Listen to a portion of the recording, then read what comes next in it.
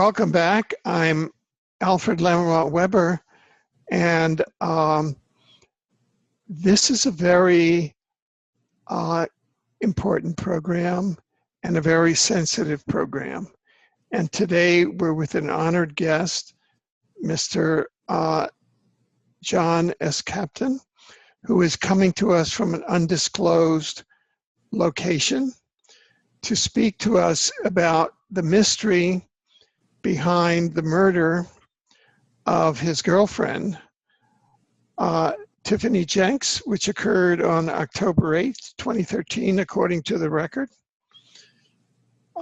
in Fairview, Oregon, and which has many, many possible implications at many different levels. Welcome, John. Yeah, thank you, Mr. Webre. Thank you for having me on your show. And you have unfolded some of the wider implications, ranging from the fact that your girlfriend Tiffany was murdered. At the time that she was murdered, she was in charge of 21 dams. These are dams that hold back the water for the Bonneville Power Facility, and that could involve what you were saying, the lives of many, many people. Yeah, Mr. Webre, actually she had recently resigned or retired from running the dams because of the fact that, and I believe, and based on the audio that she recorded with her therapist, she had come to the conclusion that there was a great possibility for her that she was a mind control victim. Well, actually, it wasn't a possibility. She found out for sure. And then as the recordings and evidence shows, 4 days after those recordings that she made, because she was in fear for her life, she was dead. So you have, these recordings, and 4 days later she's dead. But in relation to her job at the dams, she had left her job at the dams about 13 months prior, or 14 months prior to that recording. She stopped working there in 2012. But as with any, and believe me, I'm new to the whole concept of mind control, but as with any allegations of mind control, once the person is able to be triggered back into a position, it doesn't matter how long she left the dams, she still has the capability of doing whatever sinister act in which those people who are controlling her wish to do. And I would, and we'll get into that a bit later, but if you look at how demonic the people are who are involved in mind control, right, there's no question what capabilities they have or what they're willing to do to get to their goal of a new world order. So, yeah. Right. Well, now, as I understand it, it really was one of the events that really cemented for you that she was under mind control was when you went to the Portland, Oregon radio talk show host Clyde Lewis, and you had a tape of Tiffany Jenks with Jonathan Weidman, who was her therapist. Could you describe what was on that tape and what occurred there? Sure. Up until a time of which 6 months after her death, I had been fully investigating the murder. And unbeknownst to me, the clues that I was getting, the police were never using in her murder. But I was being reassured by parties that were in the know, her family for one, that, oh, John, don't worry, the courts will work it out, and that's how it works, and so on. But nobody that knew about her death, or nobody that that she told she was going to die, none of that stuff was used in the murder case. And so as I went along, I was perplexed as to how it was possible that nobody cared that she was dead, and nobody cared to tell the truth in the courts. And so I was investigating. Along the way, her family had shared with me her iCloud account passwords, and which that became a focus of a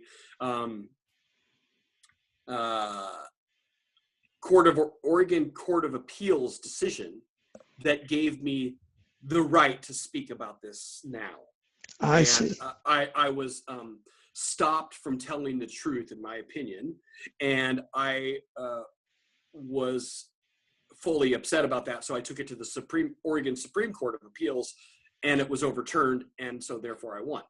Now, backing up a little. So you can come forth and talk about this now on the air. Correct. Because you went to the Oregon Supreme Court and won a case Correct. there. Okay. That's right. And it's under my last name, which is Captain. Okay. The petitioner, I guess that would be the other person. I can't say their name, but you can find it under versus Captain in Oregon Court of Appeals. Yeah. So, I'm looking at a copy of the final judgment here. It's very clear that I was completely scammed out of my right to even have a trial. They lied through the whole thing, and I wasn't even allowed to tell the judge that I have proof they lied. Yeah. Well, I mean, I have proof. In fact, their own testimony proves they lied. In one, because they forgot that the hearings were separated by days. So one hearing they said, "Oh, we invited John to our house," and then the next hearing, when I was winning, they said, "Oh, he's a criminal." Well, right. It changed. I hadn't seen her, I mean, so, but in terms of Tiffany Jenks's murder, once I got, because Tiffany had a cell phone of mine. Yeah. And this is where the Illuminati and technology had crossed paths.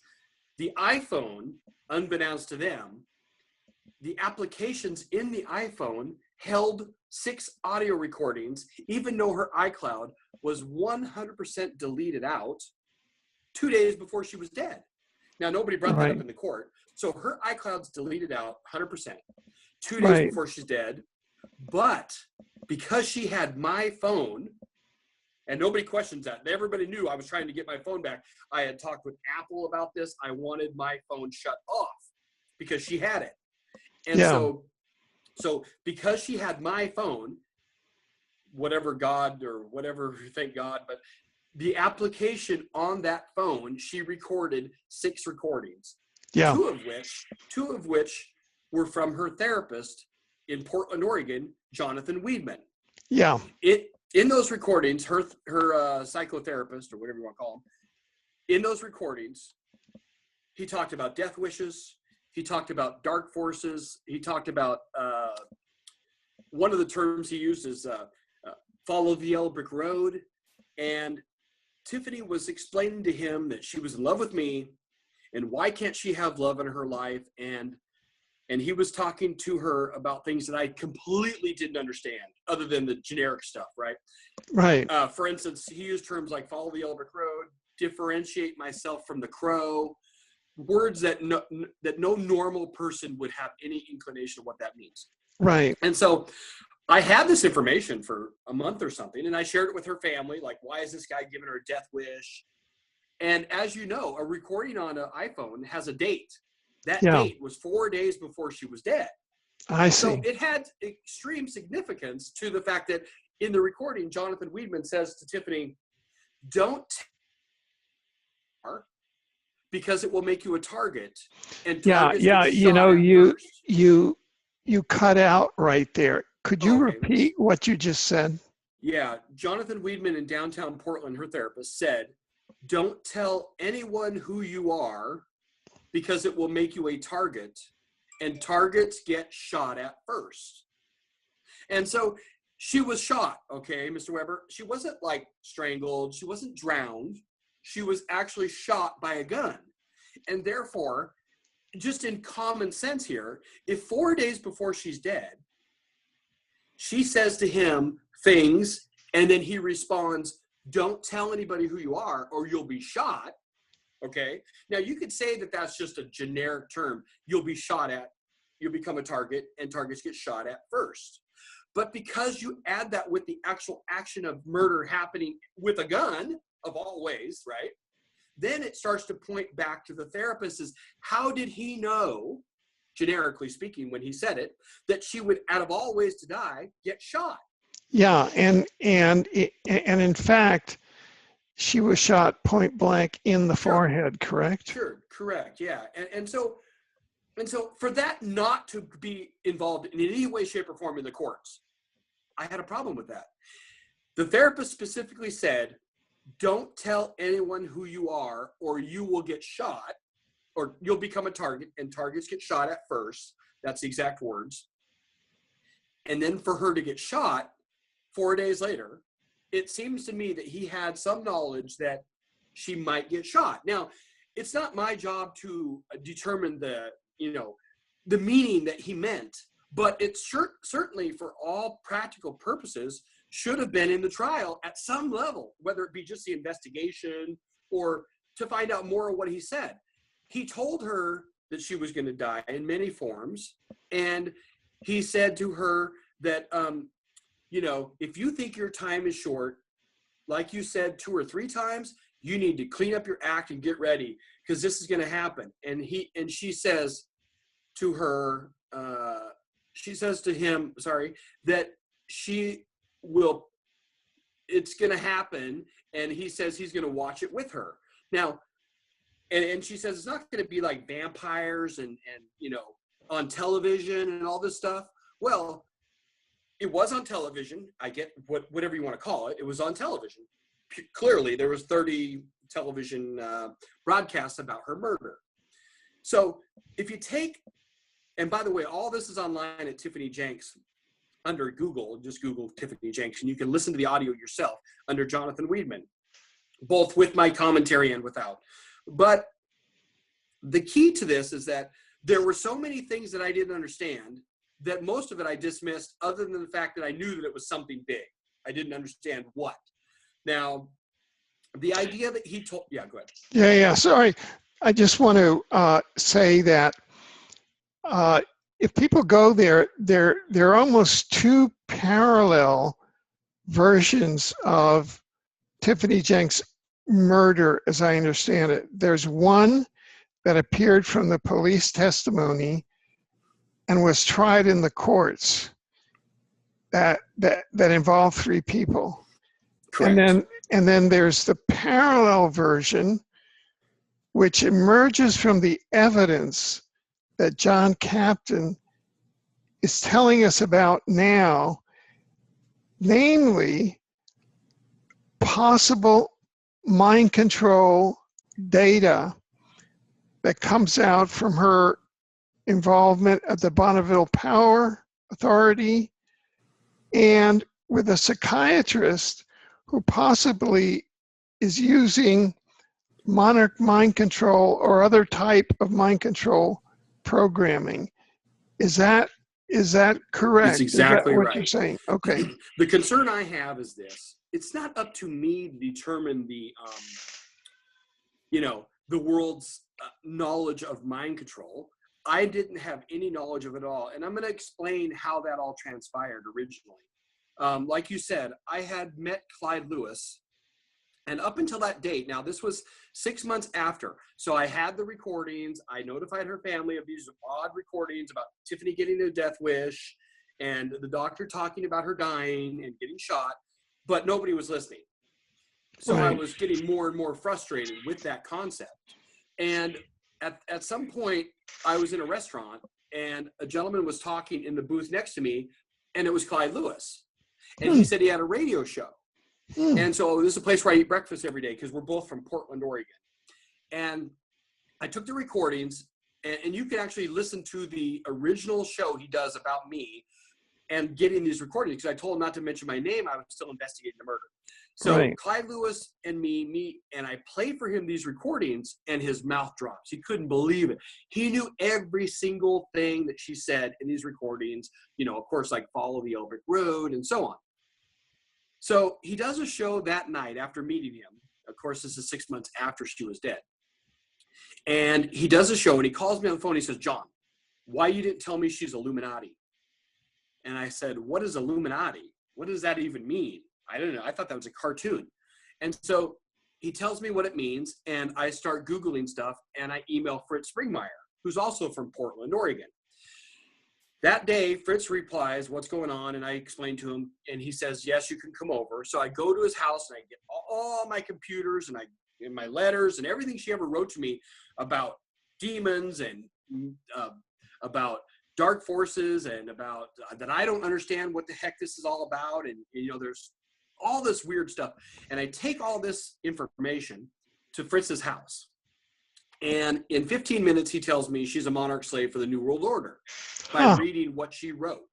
And so Fritz told me that. And then what I did was, it was real simple. And the public can do this too. Tiffany talked to me and wrote to me about gatekeepers, time stoppers, heart of darkness, demons in her head. And all of this made zero sense to the average American that's in the public that has no idea about mind control.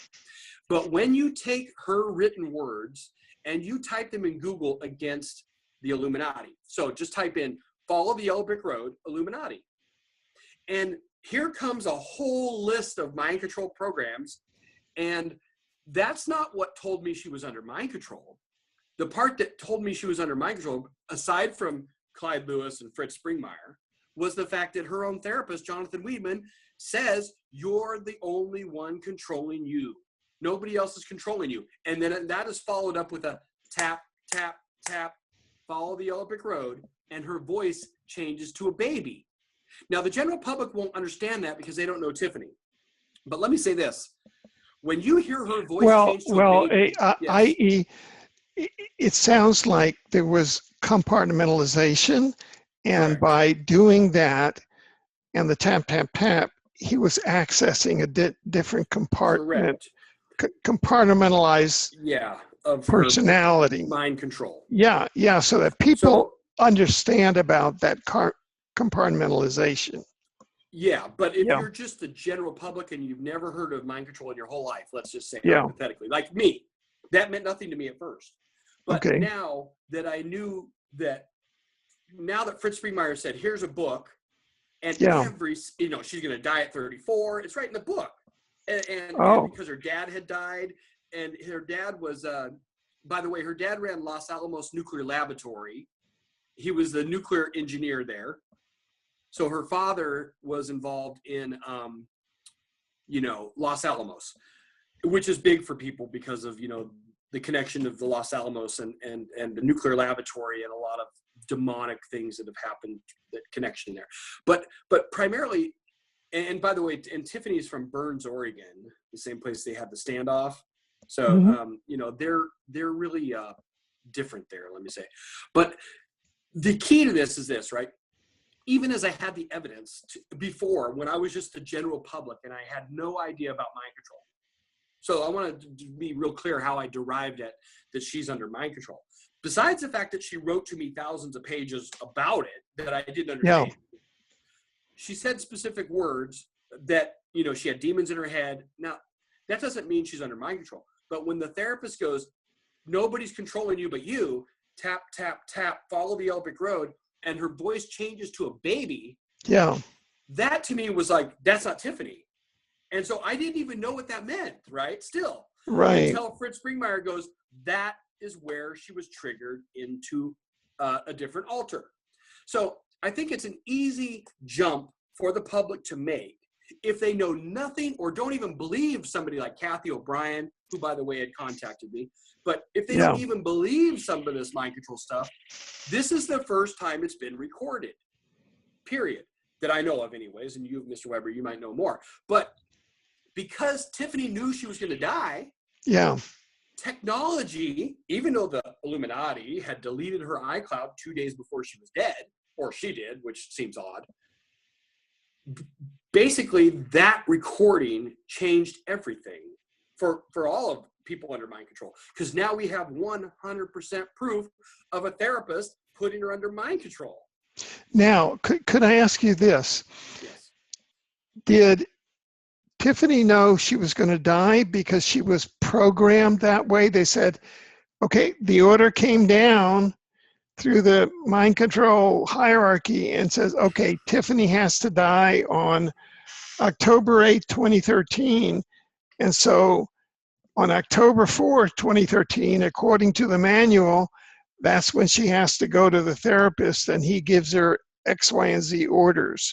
Is that how this works? Well, certainly people who understand it more than me should dive deeply into a lot of the words that were said to me by her, because to the average public, it doesn't really, she knew she was going to die.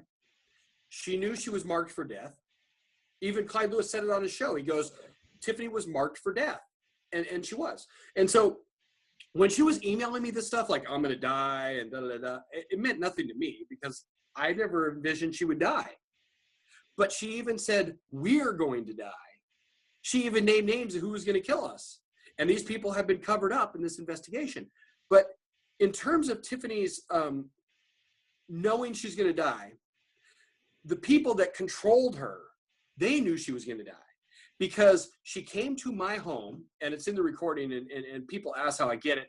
Outside my business and at my home, I have closed-circuit television cameras, and the camera shows Tiffany coming in, giving me a hug, saying she loves me. Now, I hadn't seen her in like 50 days.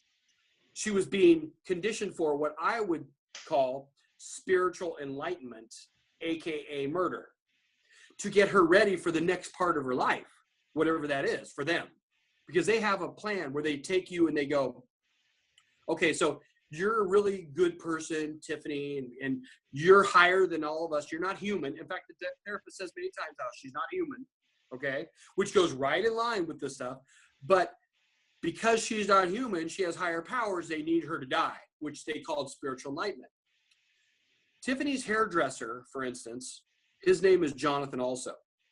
He told me that Tiffany received an email from Sanders Shotwell in Portland, Oregon, and this is all verified, about dying. So here I have this evidence from people telling me, okay, so Tiffany got an email. She will be spiritually enlightened and manifest destiny and all these things days before she's dead, like within 4 or 5 days. And that's not necessarily evidence in the murder to these people, okay? The email that, it's all on my Facebook too. If you go to John S. Captain, you can click on photos. The email that Tiffany sent me, we are going to die. That was hours before she was dead. She left me a voicemail crying for help. That's on YouTube. And by the way, it's not that I really enjoy putting her crying on YouTube, but I would like to say it goes to show how demonic these people are, that they can listen to Tiffany cry for help, knowing that she left me a voicemail on my phone in dire need of help. And I put that on Facebook because I have no choice, right? This is kind of like when you investigate a murder and you're an investigator, there is stuff you do not want to share with the public at all about the condition of the body, about the, just inhumane things that I should not have to share to get justice. But even with her calling me crying for help, which is on YouTube, the family does not care that Tiffany knew she was going to die. And see, what does it matter if she knew she was going to die? And that's where it gets into the legal basis of the murder. Yeah. Were the people, did they know they were going to kill her or not? Clearly Now, they did. Yes. did either Fritz Springmeier or anyone say whether Tiffany Jenks was from a multi-generational satanic family? Fritz Springmeier did. In the recordings with Jonathan Weidman, Tiffany talks about her dad being molested as a child. So clearly the pedophilia ran in his life. Tiffany said to me, and I don't know the exact words off the top of my head, but they all effed me. You have no idea. She was alluding to the idea that she was, I knew she was sexually abused. And we talked about that.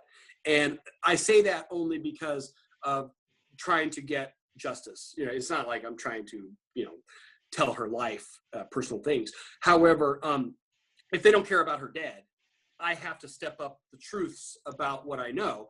She was raped several times. And one of the issues that I had was when Tiffany was thrown in jail for a month for drinking alcohol by her family. Her mother went to the jail to drop off shoes, and because nobody went to go see her, nobody gave her money on her books but me for a month.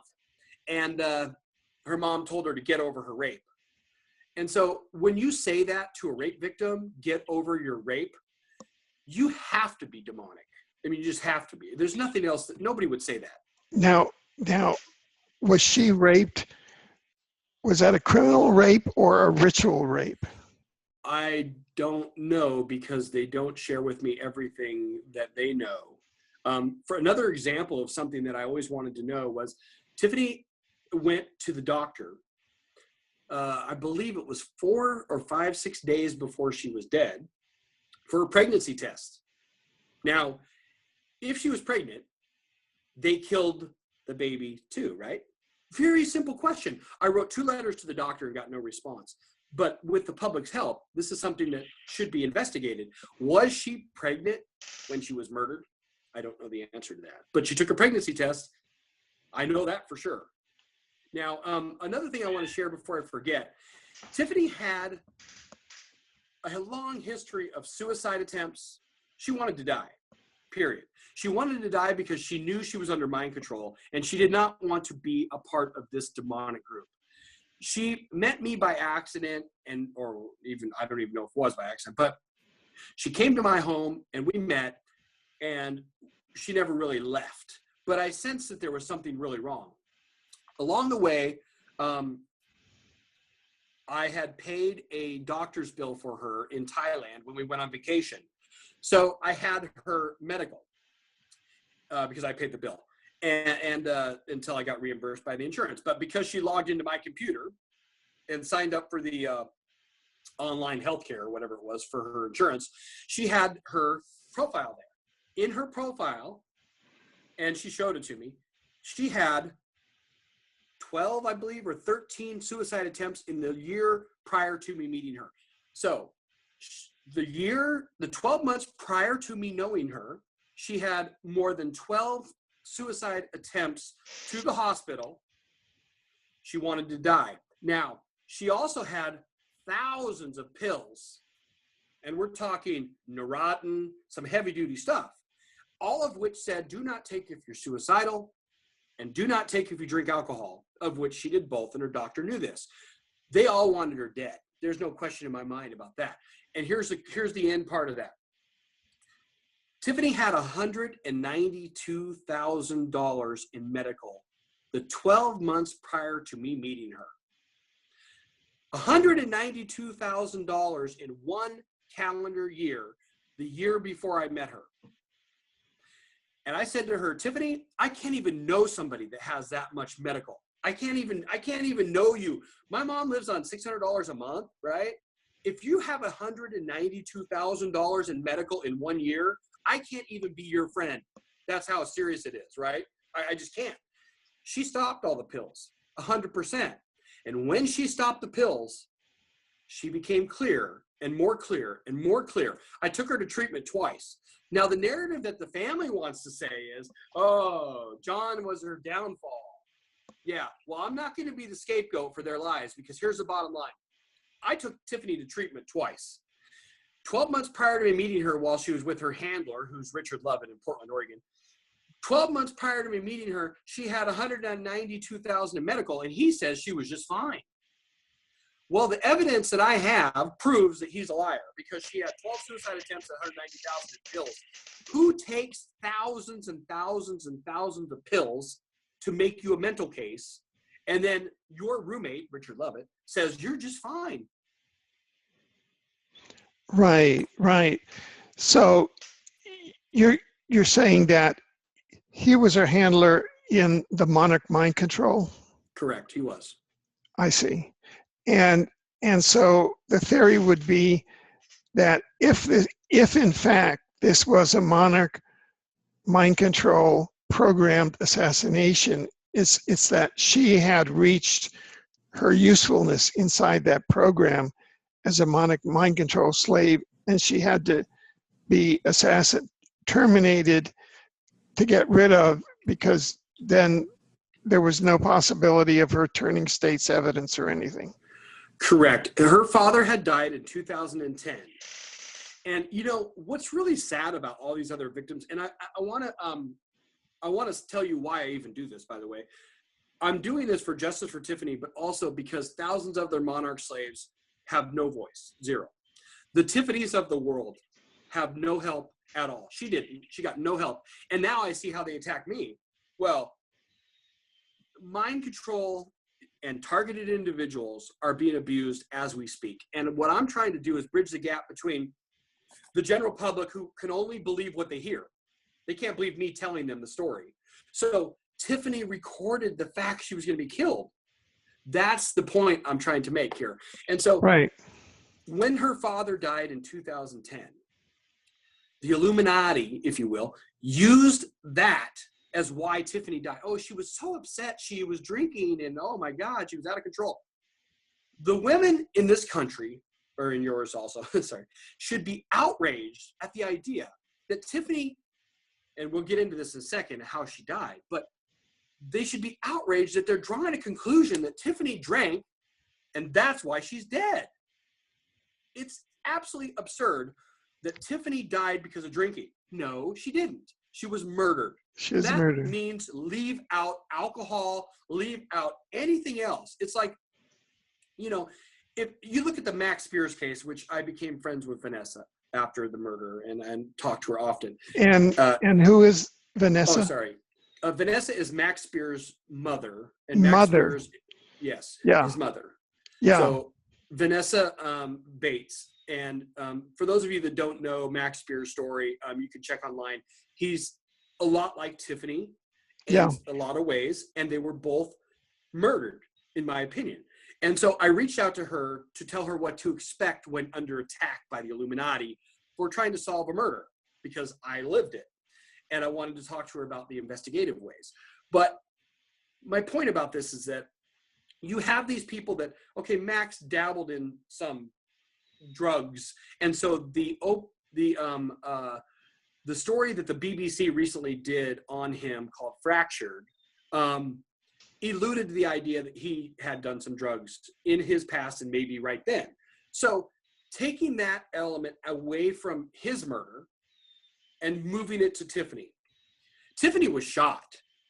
So you can't tell me that alcohol played a role in her murder at all, zero. And what you will notice in the murder of Tiffany is that nobody talked about the killers. Nobody talked about why she was dead. Nobody talked about the idea that she ended up at the bar after leaving my home, telling me she was going to die. She then went to the bar. She never went to the bar with these people, okay, but the police lied. She went to the bar and she told the bartender, his name's Anthony, and I've talked to him many times. He said to me, John, Tiffany said, my life is over. So the bartender, virtually minutes before she was dead, was also told by Tiffany her life was over. So now we have me, we have the therapist who knows she's going to die. We have Anthony, the bartender at the bar where she left. So actually, maybe I should back up a little bit and explain the night of the murder. Yeah, maybe give kind of an overview. We'll do that. And then we can even go now and go into, then after that, go into how the police came in and how their line of questioning fed into the creation of an alternative script. Sure. Which I find very interesting. Yeah, and with your legal background, it certainly helps me to, formulate more thoughts about that. But I think the best way to understand it is almost like you said, you have two running narratives. You have the truth, which is what I'm going to give you, not based on my opinion, just based on the evidentiary facts. And then you have the police story, which follows the narrative of they need to get the killers off of this charge of murder. And so all of what I'm going to tell you is not based on my opinion. This is based on the truth and fact, and it's all on hard copy evidence. Tiffany emailed me 3 times, and the photos of the emails are on my Facebook at John S. Captain. She emailed me 3 times and said her life was over. She was going to die. She left me a voicemail crying for help before she was dead. That audio is on YouTube and you can listen to it. The night that she died, it's just hours before actually, because she died just after it turned the 8th, but let's just call that the whole night, which is the 7th of October. She emailed me, but it wasn't her. I have the email, a picture of it's on my Facebook. It says, "I don't care who dies, I'm coming home," in all capital letters, misspelled words. And keep in mind, Tiffany was a scientist. She did not write like that. Somebody emailed me from her account, says, "I'm going to kill you." A photo of that email is on my Facebook page under photos. Now, I responded, "What? Whoever you are," or something. I don't remember, some stupid thing, because I was working outside all day. And then I never got the rest of the chain, but there were 5 emails sent to me in 4 minutes, all capital letters, misspelled words. It wasn't from Tiffany. That evidence was hours before she was dead, but not used in the court. Okay. So I go outside to work on my gutters, and here comes Tiffany. "I love you. I love you." You know, she's drunk. Okay. And so Tiffany tells me, you know, that her life is over and "I'm not going to die tonight. I'm not going to die tonight. I'm not going to die tonight," 3 times. The recording from my CCTV camera in my outside my house, right? Because it was in the driveway. There's a camera outside. And it's not time perfect, but when she said she was going to die, I hit record on my phone because I thought it was very odd that she said that. And so basically she decides that she's got to go because I poured her beers out and she got pissed, right? 'Cause she's not allowed to drink on my property. And so because I poured her beers out, she wants to go. And I thought when she said, "I'm not going to die tonight," that she actually was talking about beer by not drinking. And so because she wasn't allowed to drink on my property, I thought that's why she was leaving. But so I poured the beers out. Tiffany leaves and she goes to a hotel, checks in. And now I don't know what happened. She's left my home. I go to bed. And so I had no clue as to what transpired at that point. All I knew was she told me, "I'm not going to die tonight. I'm not going to die tonight. I'm not going to die tonight." I didn't even get the voicemail because my phone was off of her crying for help. I never got it until later on. So it's a little, you know, upsetting. And it should be, of course. So Tiffany goes to the bar that night by herself. She tells the bartender her life is over. Of course, none of that was used in court. She goes outside and is smoking by herself at 1:43 a.m. And this is the only parts the public needs to know. She's smoking by herself. She didn't go to one single bar with these people. She's outside waiting to die, basically. But she's smoking by herself at 1:43 a.m. The 3 killers walk up to her. And the police claim the way they knew on the video that they met for the first time, Tiffany shook their hands. That's the claim the police made. Even in the media, they said they could tell Tiffany met them for the first time because they all shook hands. Well, there you go. That's police work. That's the best you can get. So these 3 killers shake Tiffany's hands. That's how the police knew that they met for the first time. And the 4 people, Tiffany and the 3 killers, drive away at 2:11 a.m. The gunshot went off at 2:30, 19 minutes after she left the bar. Now, the police story. Oh, by the way, okay, so she gets shot at 2:30. 2 people in their homes hear the gun go off. 2 separate people in their homes heard the gun go off at 2:30. However, the 2 killers that were protected, Joshua Robinette and Michelle Warden-Brosey, they didn't hear the gun go off. They have selective hearing. They got there. They didn't hear the gun go off. They didn't know Tiffany was dead. They get back into their car with the gun they took off the serial numbers off that day. And they all 3, without Tiffany, drive away. And the 2 that are now out of jail, and that should alarm people, Michelle and Josh, they never heard the gun. They didn't even know she was dead. They got back in the car that they drove away from Blue Lake Park, went back and molested Michelle's 9-year-old daughter, 9-year-old. Joshua Robinette got charged with child molestation. Michelle Warden-Brosey, the mother, did not. A little weird because the shooter, okay, now this is interesting here. The shooter, Daniel Burnell, who's the only one that told the truth in his whole story, his deposition, he said, they were having sex with the 9-year-old and I began to vomit because I couldn't believe they were having sex with their child. The shooter got sick. He was so grossed out by the idea that they were having sex with the 9-year-old in their bed. Hours later, they drove the shooter to the bus station for the first bus out of town back to California.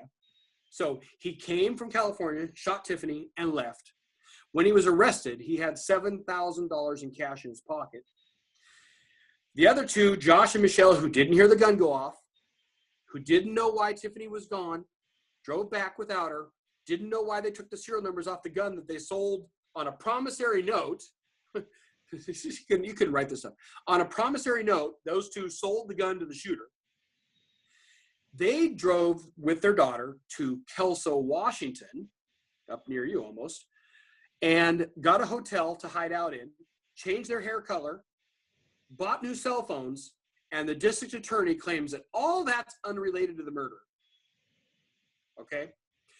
And those two people, Josh and Michelle, are both out of jail already. They never got charged with any of this stuff, murder or, and so when people search the story, I don't know positively for sure, but I believe that the shooter was set up. Well, actually, I know for sure, because in his deposition, he said, the couple told me, you either shoot Tiffany or we shoot you. So he was set up.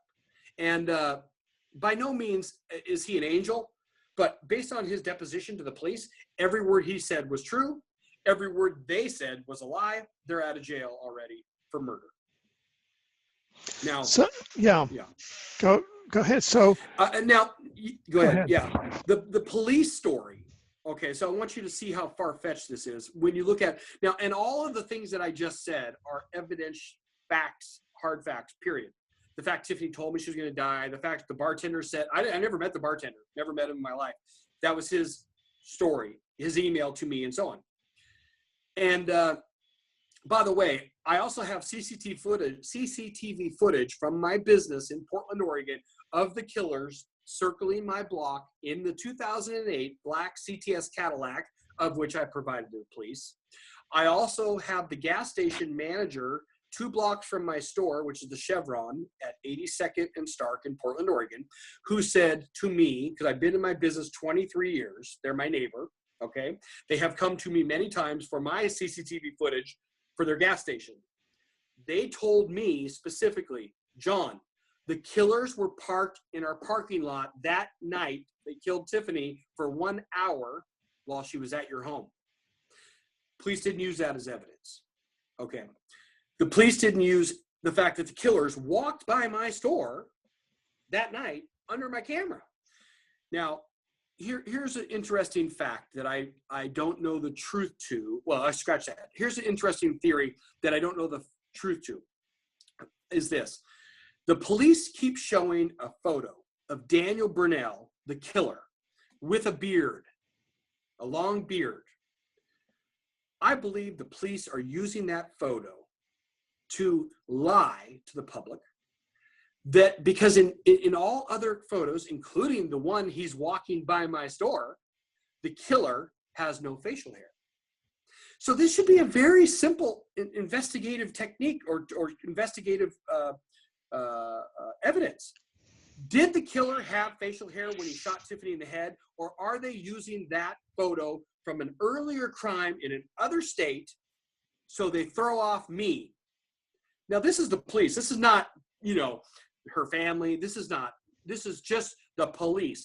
Are the police flat out lying? I believe they are. If they arrested that shooter in California, which they did, I believe, or extradited him back to Oregon, did he have facial hair? Because now we have 100% proof as to why, and as to the fact that the police are trying to help create a narrative that that's not Tiffany's killer walking by my store. Because why does that matter? 25 years or nothing, basically. You either get somebody on murder or you don't. Murder is the action of carelessly killing somebody without logic or reason. The police narrative they want you to believe that Tiffany was so out of control and drunk and yelling at them to kill her that they just thought there was no other option but to shoot her in the head within that 19-minute period. See, because the police want you to believe that Tiffany went bar hopping with these people. That's a lie. That Tiffany did not know these people. That's also a lie, because in those 6 recordings is one with her killer. Okay? I have it, and it's on Facebook. Just type in Tiffany Jenks Joshua, and it will come up. But putting that aside, the police want you to believe that she doesn't know these people at all, that she didn't tell her therapist she was going to die, that she didn't know these people, so they get away with murder. Here's the issue. 2 of the people who killed Tiffany drove her there, their gun, removed the serial numbers that day, circled my block, walked by my store, Tiffany crying for help, shot her, and they're already out of jail. 13 months and a $200 fine. I don't even understand why they got a $200 fine, but the public should be outraged. Heck, even in Canada, they should be outraged that taxpayers have spent $500,000 to produce killers, and the judge and the DA are all crooked, because every single thing they did was to help the killers get out of jail.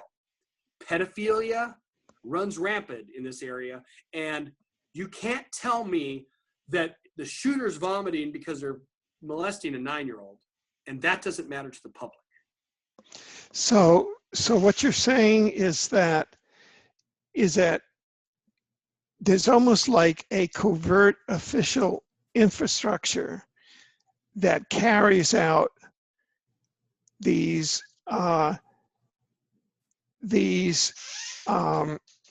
Murders, assassinations. Correct. There has These to be kind of state assassinations, and they pick these people who are at the edge of society, and they come out with kind of minimal penalties for this, and they kind of That's right. push through that system. That's correct. And I think what's important to note is that in the deposition of the shooter, Daniel Brunell, he said that the killers, or his co-killers, Michelle, told him she made her first murder at age 9 also. So Daniel Brunell, the shooter, was told by Michelle, the co-killer, the one that drove the car, it was her car, her gun, that she made her first murder at 9. By the way, she worked for the morgue in Portland, or excuse me, scratch that. She worked for Rose City Funeral Home in prepping dead people. And I know that there's a lot of questions revolving around Tiffany's murder and why her family drove her dead body back 5 hours in their car from Portland, Oregon to Burns, Oregon. Why her family emailed me a photo of Tiffany dead. And lastly, why did they give me her ashes and then take me to court? Some people have told me, Fritz being one of them, Fritz Springmeyer, that it's likely, John, that Tiffany is not even dead.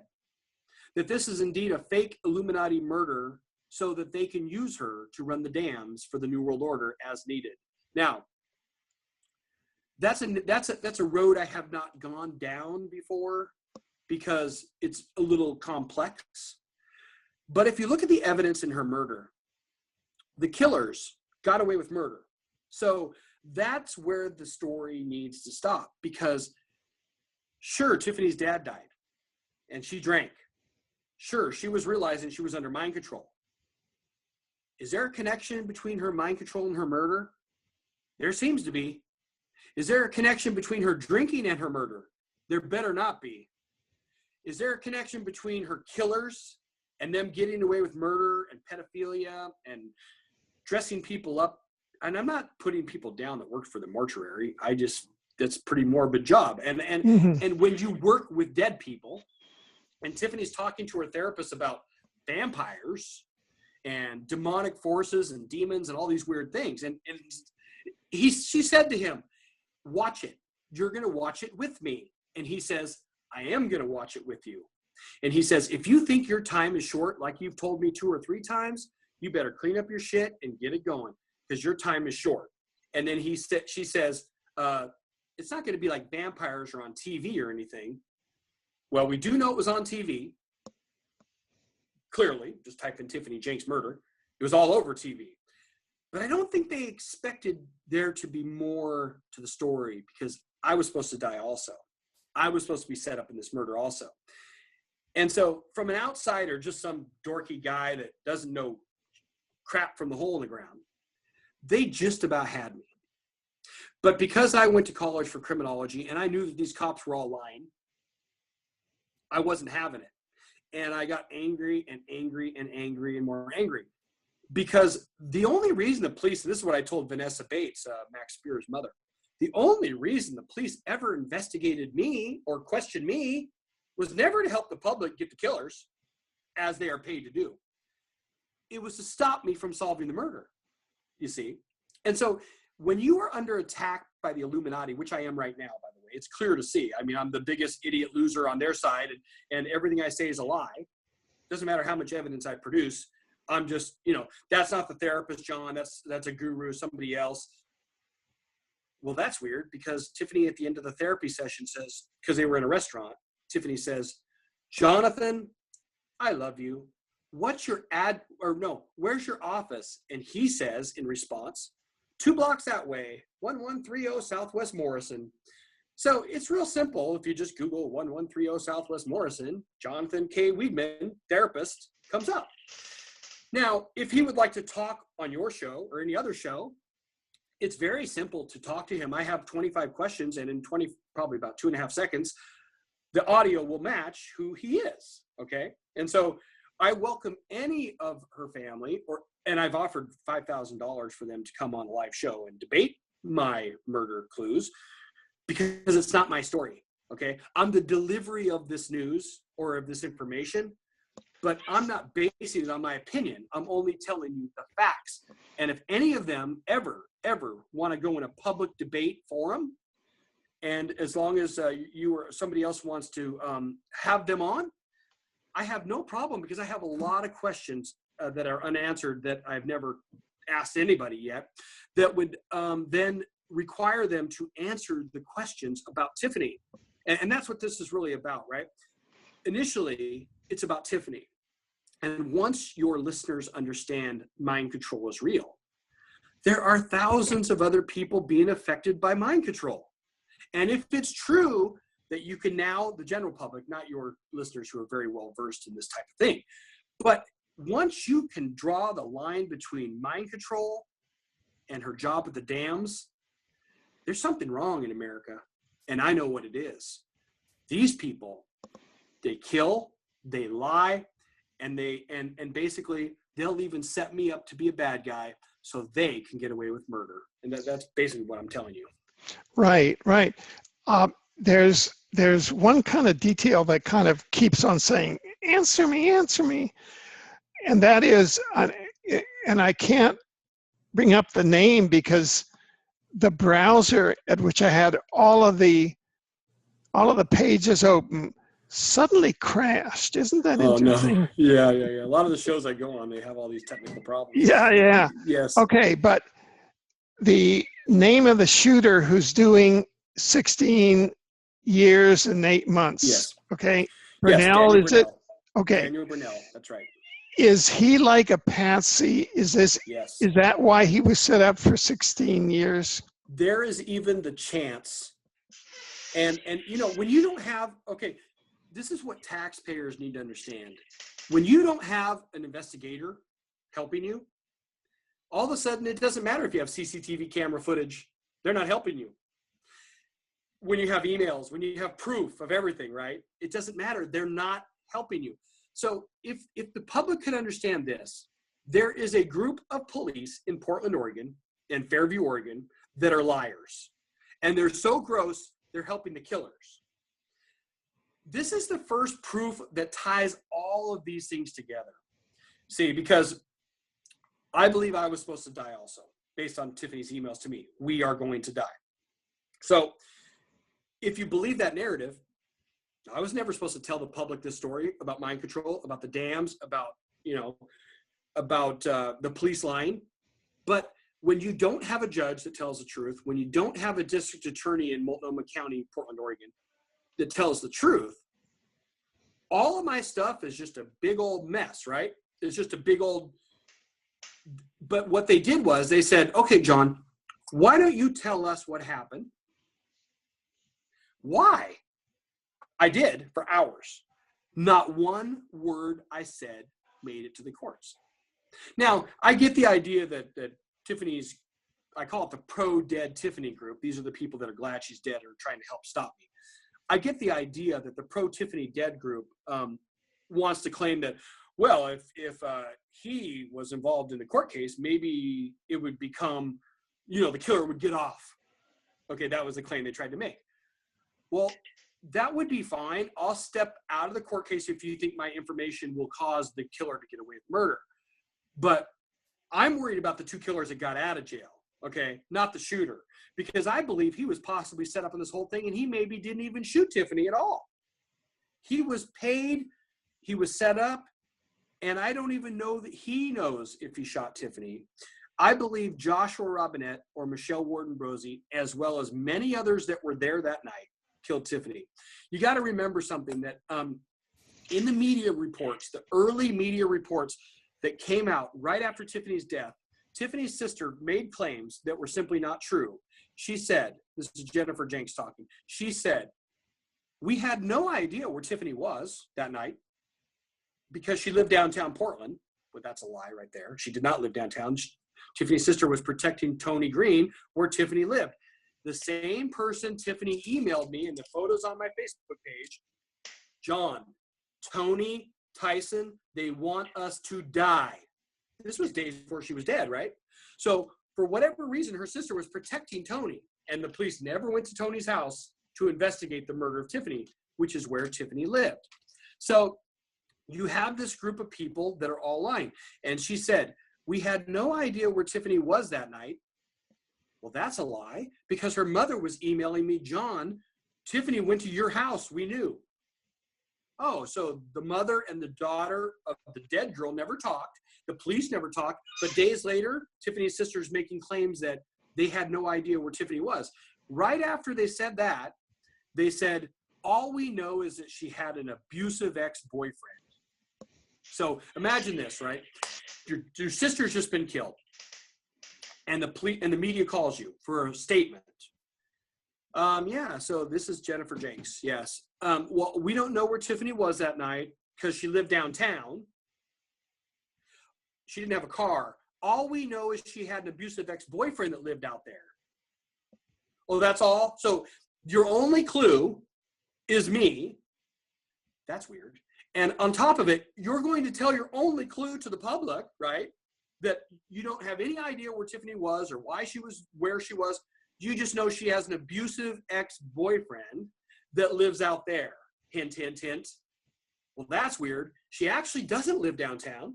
She lives with Tony Green. And you did know where she was because your mother said she left Pendleton to go see John. Her mother told me that right after the murder. So they knew where she was, right? But they were also protecting where Tiffany lived. And so you take these facts and you go, okay, so clearly somebody's lying. Now, it's not my job to lay this out in such an orchestrated way in which to be capable of manipulating this story, okay? I'm not a writer. I need a writer, bad, but I'm not a writer. I'm a high school dropout that was a business owner my whole life. Now, that's no excuse for not being able to write well. I'm fully aware that I should write better. However, it is not my job to investigate this murder. It's the public's job to demand that we have accountability from anyone. And I often say this, right? People talk all the time about how not every cop's corrupt. I disagree. I believe that every single government official so far in the Tiffany Jenks murder is corrupt, lying, unfair, and completely out to ruin America and the world and under this new world order, because not one has ever come forward. In fact, Portland police officer Higginbotham his last name's Higginbotham. He specifically told me, because he's honest somewhat, he told me he was told not to help me. Okay? And so the bottom line is that there is a hierarchy that I was completely dumbfounded to find out about, or completely amazed, that exists. These police officers are all corrupt, because if you have one officer that's corrupt and you allow that to continue, you're all corrupt. And so Tiffany Jenks's murder is a prime example of what is the public going to allow? If and when these people kill again or molest another child, which I believe is killing that child, by the way. I mean, not literally, but I mean, it ruins their life, right? And you have mothers telling people to get over their rape. Don't be surprised when our world is a mess, okay? Known killers are on the loose for Tiffany. I have proof, and there's no good cop. Now, that jumps to the next thing. Will Trump help me? Does Trump care that a mind control victim was running the dams, or do they need to keep this secret for another 10 years? Because it's not my story. The experts involved in this, David Icke, Richie Allen, West of the Rockies, Lionel Anderson, people that have really studied this stuff and help tell the world the truth about this stuff. Now, you can claim that some of the stuff they say might not be true or is true, whatever. They have, as with Fritz and Clyde Lewis, their story is, they're telling me is true about Tiffany's murder. They brought me up to speed, if you will, on the facts of her case, that she's a mind control victim. Now, what I bring to the table is the fact that she had my phone. She told me she was going to die. Her therapist told her she was going to die. And she said, watch it. You're going to watch it with me. It's not going to be like vampires are on TV. Well, maybe it is. I don't know. And all of this audio you can listen to. Once the public knows damn well and sure that Tiffany was a mind control victim in control of 21 dams on the Columbia River, leaving your hometown all the way through to California, they should be outraged that the truth is not getting told in any way, shape, or form in the story. And once a real police officer, district attorney, and it can't be Multnomah County, it has to be federal, once somebody that knows how to write well, that can tell this complex story with two narratives. Here's what the police said. Here's what John Captain provided as evidence. I'm leaving my story out of this. She met him, and 19 minutes later, she was dead. That's what it comes down to. And so if you believe that story, that they became so mad at her, because you got to remember, she got in the car with them, and the CCTV camera at the bar, everybody was happy. They were all happy. She got in the car with them, and 19 minutes later, she was dead. Why? Why was she dead? How did they not hear the gun go off? Why did they take off the serial numbers that day? It's in the court record. What? And they weren't charged for it, by the way. Why did they do that? Why did he go to California? They run to Washington and hide out in a hotel and change her hair, get new cell phones. Why? They didn't know Tiffany was dead, they said. And why did the courts allow them to get out of jail with a $200 fine? And I want to make a shout out, if you will, to where Tiffany's from, Burns, Oregon. These people burned the grass, and they got 5 years in prison. Tiffany's life is over, and they got 13 months and a $200 fine. And for what I'm referring to is the refuge standoff. You put the two against each other, up against, you've got Tiffany here, you've got the people that burned the grass, got 5 years in prison. Tiffany's killers got 13 months. $200 fine, millions of dollars. Health insurance. These people got health insurance. They got counseling. These people are still in prison and fighting for their lives and freedom for America, right? So when you put the two side by side, the Mount here, Burns, Oregon standoff, and you put it up against Tiffany's killers, you start to ask yourself, where's the justice? Where's the justice? Seriously, where is the justice? She's dead and they burned some grass. I don't get it. Yeah. It sounds like a bureaucratic package, i.e., that this is part of the Monarch mind control bureaucratic package that is set down through the mind control hierarchy, and that's how the Portland, Oregon Police Department translated it, and that's how it acted itself out. I know of other legal cases, I'm familiar with them, in which the Portland, Oregon Police Department were similarly involved in extreme cases of police brutality. Sure. So it's a police department that follows orders from what we can call the deep state. Yeah, that's which right. is kind of a term that covers the mind control empire, the CIA, all, you know, the domestic CIA. And I want to say that Portland Police was not the lead investigators in this case.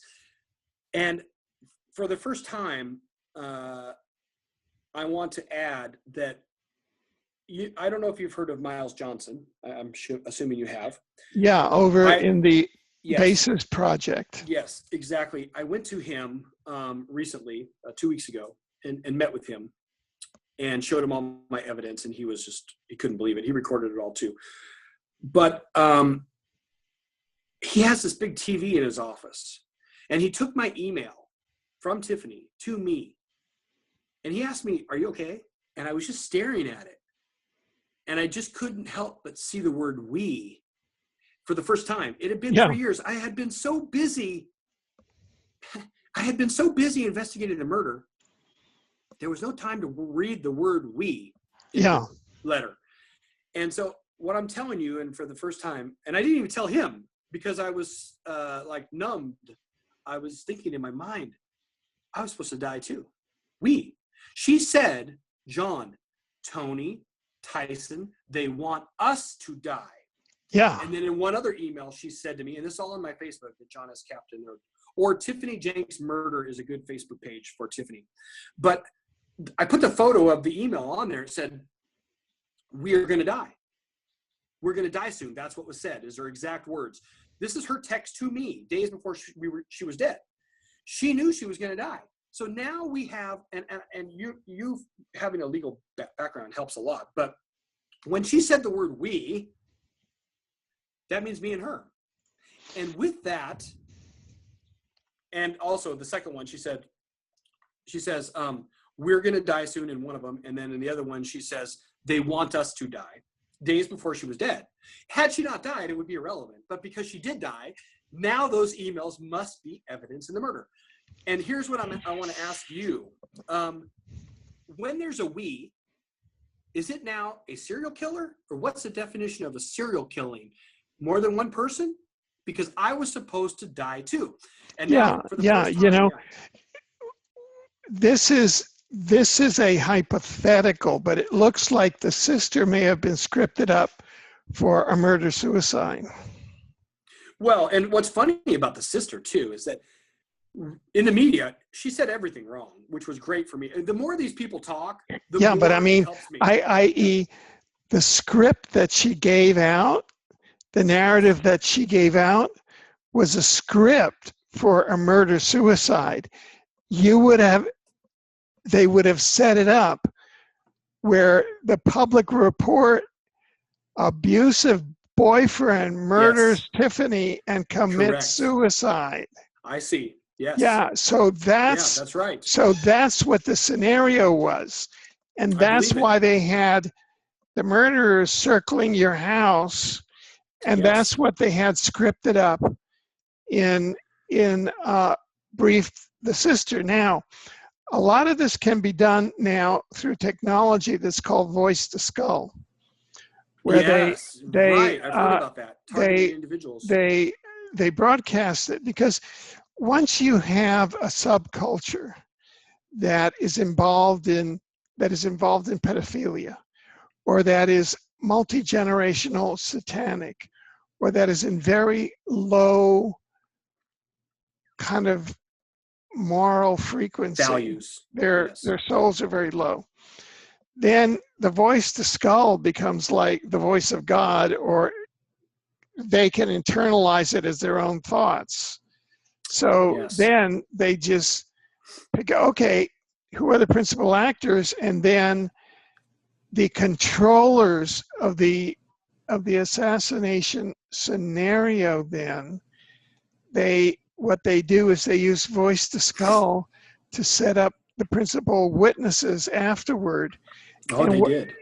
And so they may and I'm using hypotheticals here, Sure. but it sounds like they had used the voice to skull, hypothetically, possibly, to set up the sister with a possible murder-suicide script. And that's how they would have accounted for both of you. Played out. And then there are Yes. no killers. Oh, Because exactly. Oh, okay, yeah. You see what I'm See, saying? Yeah, totally. And here's what's unique about seconds after the murder, right? They were implementing, inferring that I was an abusive ex-boyfriend. Okay, so they had that laid out. Yeah. If you were to read the police report, which I need to email you that specific one. If you were to read the arrest police warrant, and I don't know if it's legal for me to post those arrest warrant things online, so I haven't yet. But every single thing in the 30-page indictment for the killers is about me. Everything in that thing is about me. There was maybe 3 or 4 mentions of the killers. So this is what's so awesome about this police force in Fairview, Oregon. I wanted to say too, it's not Portland, it's Fairview primarily that led the way in this corruption. But what I want to tell you though is that what's so great about these killers, or that these liar police is, they're so lazy. They're so lazy.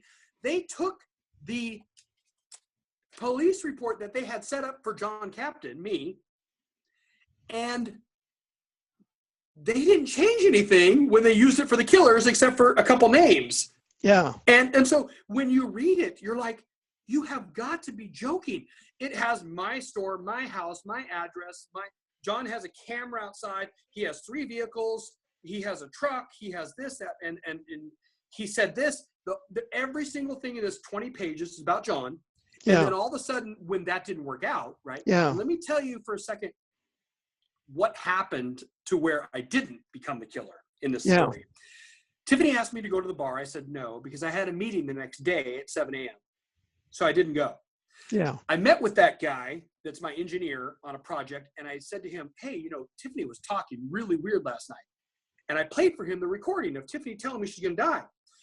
I didn't even know she was dead yet at all. This was just the next morning after she had came to my home. He reminded me months later, he goes, do you remember that we ate breakfast and you told me that Tiffany was talking weird and you played it for me? I'm like, I didn't remember I said that, right? But basically what I was trying to say is that in this narrative that the police created, they talked in this report over and over and over about bags. Tiffany left bags at John's house. That's a lie. I never got one recording from these police. I would love to have somebody do a FOIA request for me, but I never told the police she left bags at my house. That's a flat out lie. I remember what I said. I said what I said. I said she was drinking, she was drunk. I poured out her beers and she left. She told me she was going to die. I recorded it. I told her I loved her. She left in a cab and everything was fine. She said goodbye and I love you.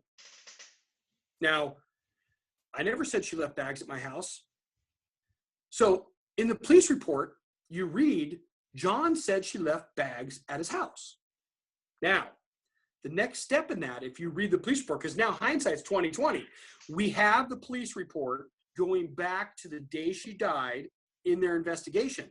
What you will find is there's this constant discussion in the police reports about bags, that Tiffany left bags at my house, and that she was at the airport and she had 4 bags, and that she was at the hotel and she had 4 bags, and that Tiffany left the hotel. So the lady at the hotel opened the bags and looked inside. And then while she was looking inside the bags, Tiffany came back to get them. Okay. Third-party confirmation, right? Okay. So in this narrative the police were writing, which is all lies, they were telling Tiffany left Pendleton, Oregon on a flight with 4 bags. Prior to her flight, she had left her bags at the first hotel. The lady opened the bags at 4 p.m. because Tiffany left them there in the room because she thought the bags were unattended. She looked in the bags and saw Tiffany's stuff, closed the bags, described the bags as such. Tiffany got on the airplane from Pendleton, Oregon at 4 or 5 p.m. Same time I got those weird emails, by the way, same day. John's going to die. We're going to die. Okay. She got on the plane for a flight and she had 4 bags. She took the flight to Portland, got off, and she was drunk. This is the lead into the bags. So they helped her with her bags. She gets in a cab. They don't say whether the cab was the one in line, like you go to the airport, you get in line. They only say that she got in a Broadway cab. Don't you think it's important to note whether she called that cab or whether that was one from the airport? Very important clue there. She gets in the cab with her bags. She goes to John's house with 4 bags. Now, imagine she's dead. I never thought about her bags one single time, ever. I never talked to the police about her bags. I never mentioned her bags other than the fact that I carried her bags in. Now, I didn't make inventory. I didn't count them, and I didn't look at them. I grabbed her bags and carried them in, as shown on my CCTV camera footage. But reading the police report, Officer Johnson, which he's now retired, Portland police officer, he was sent to me. He said that Tiffany left 2 bags at my home. Now that you know that, if you were to take the police report that they wrote for the killers, it's all about John and the bags. Why? It's all about what? I missed that. It's all about the bags, Tiffany's bags. Yeah. And me. Yeah. The police report to arrest the killers. Yeah. Is about me and the bags. Yeah. Because the whole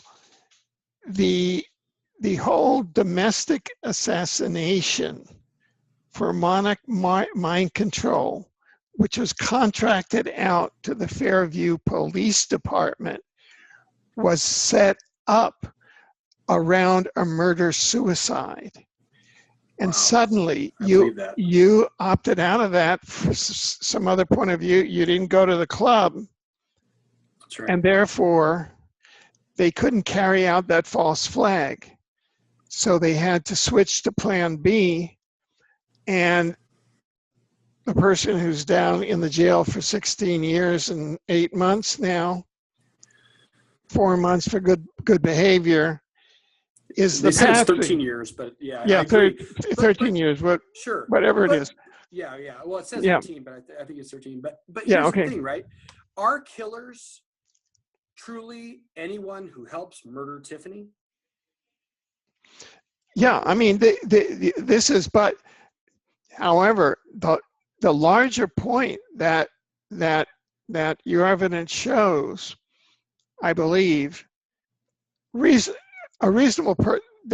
probable cause in your case, I think, that shows that Tiffany Jenks was the subject of an official domestic assassination by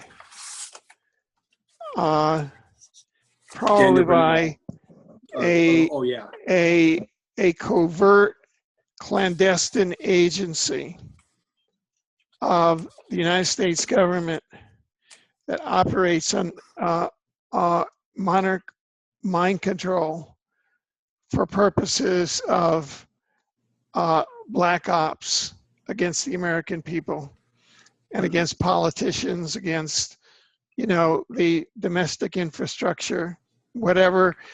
Did Tiffany ever tell you what some of her missions were? Did she ever achieve memory about what she was deployed against? Yes, and when I met her, she said, something to the effect, almost like a, she did. And what's weird about it is that, of course, I didn't believe a word she was saying.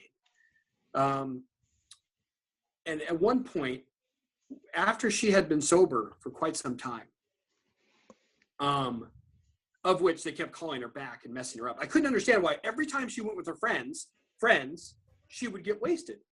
And I was so irate. I mean, because, I mean, I look at it like, Tiffany, if you want to be with me, you can't drink. This is not an option for you, because when you do, you end up on the roof yelling, or you end up at the bar, or you're out of control. I never associated the fact that they were calling her back to get her messed up. Okay. I only associated the idea that every time she went with her friends, she was messed up when she got back. And it was so annoying to me because I was working so hard to save her life. In a recording that I have with Tiffany, and we record it often because we both had just bought iPads in our lives, and we were recording our lives. And she said, if I drink, I will die. So, and not to mention my mom was dying of cancer at the time, and I didn't need any added entertainment on the side with Tiffany drinking. I needed her to be solid as a person. And so,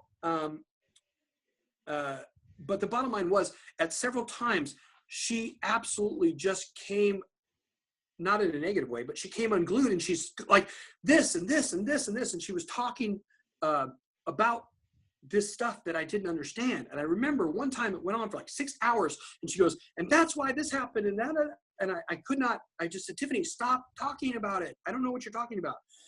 I had no knowledge of mind control, no knowledge that a human, here's an example of what Tiffany was up against. In a letter to me, she wrote, when this great family found out I was in love, they said, no, no, no. And I had to ruin us just to stay alive. That's weird. Shortly after Tiffany's murder, her sister, Jennifer Jenks, says to the public, Tiffany was happy about life and the role she would play in her future. That's weird. That's weird to say hours after she was dead. In this report here, this is called The Family Grasping for Answers. Her sister, now imagine, this is hours, this is October 9th. Tiffany died October 8th, okay? Here's a quote from her sister. Now, this wasn't written the second she made the quote. It was, she made the quote and then they wrote it, right? The victim's older sister, Jennifer Jenks, who lives in Hines, Oregon, told police news outlets that she became worried when she couldn't reach her sister a few days ago. That's weird. Tiffany's mom said she left and went to my house from Pendleton, Oregon. Every time they spoke, nothing made sense. Tiffany's sister, Jennifer, who claimed Tiffany lived downtown, now that wouldn't even matter if it just wasn't a flat out lie, because Portland's separated by a river.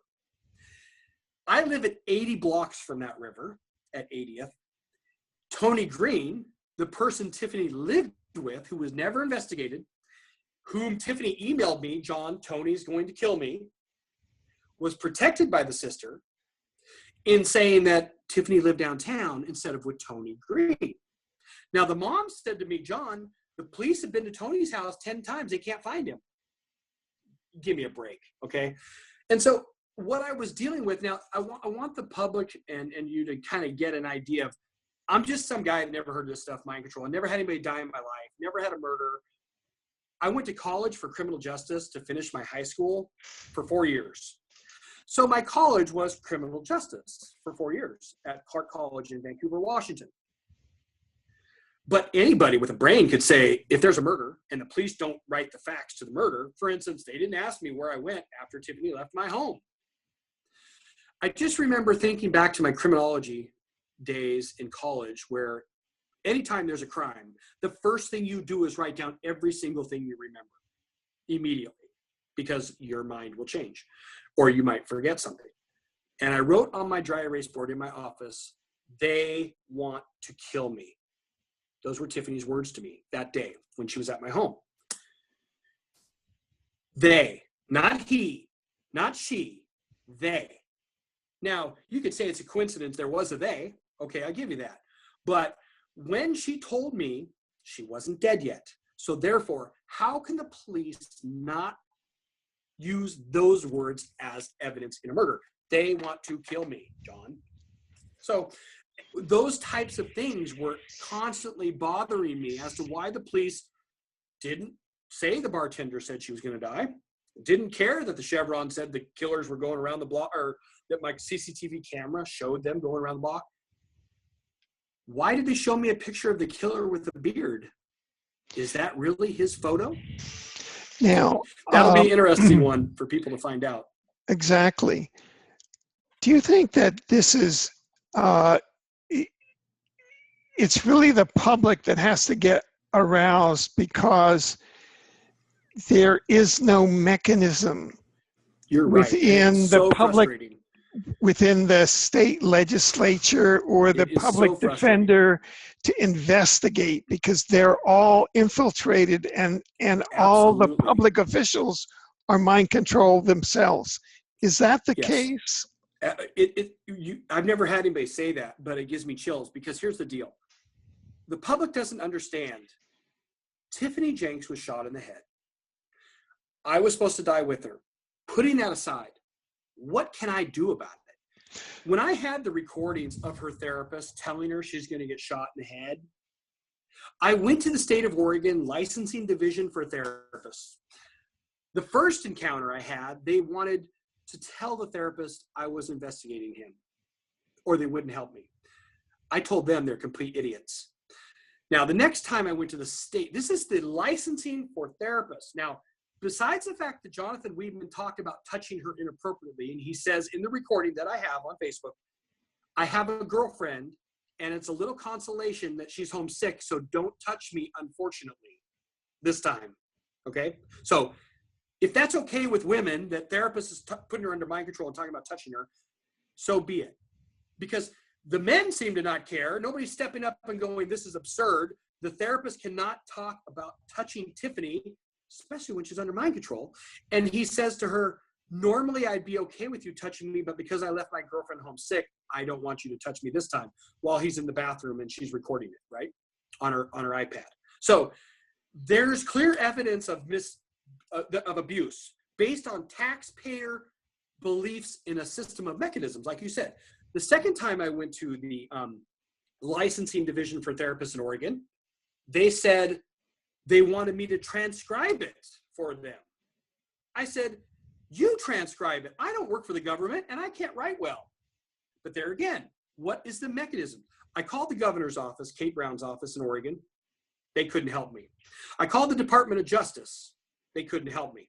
The U.S. Department or the State Department? Oregon Department of Justice. First of all, let me say, in this case, it's my belief, because the DA is so corrupt, Christopher Ramirez, who all you have to do to know he's corrupt is listen to him talk in court. He never talked about Tiffany or the killers, ever. If you listen to his babble, it makes zero sense from a logical law standpoint.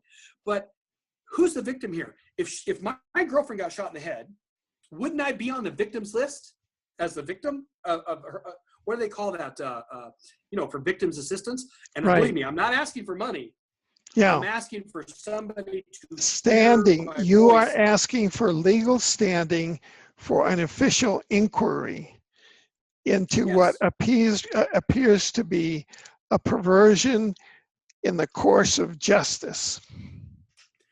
But when he's the perversion and the judge, here's an example. I sent an email and a Facebook messenger to the judge outlining all the facts of the murder. Okay? So I know for sure he knew. In fact, Tiffany's mother told the judge in that other hearing where I got it reversed, John was so crazy, he even contacted the judge to tell him what he thought about the murder. Now, when I left a voicemail at the district attorney's office saying, you guys, because at the time I didn't understand how this could all be. I left them a voicemail with 10 hard facts. Tiffany told me she was going to die. I have an email. Here's her crying. And I play the recording of her crying for help. He tells the judge in Tiffany's murder case that he doesn't know how to transcribe my voicemail onto the record. Now, the district attorney in Multnomah County, Christopher Ramirez, who tried Tiffany's murderers for murder, said, "We got a voicemail call from John S. Captain about his beliefs in the murder.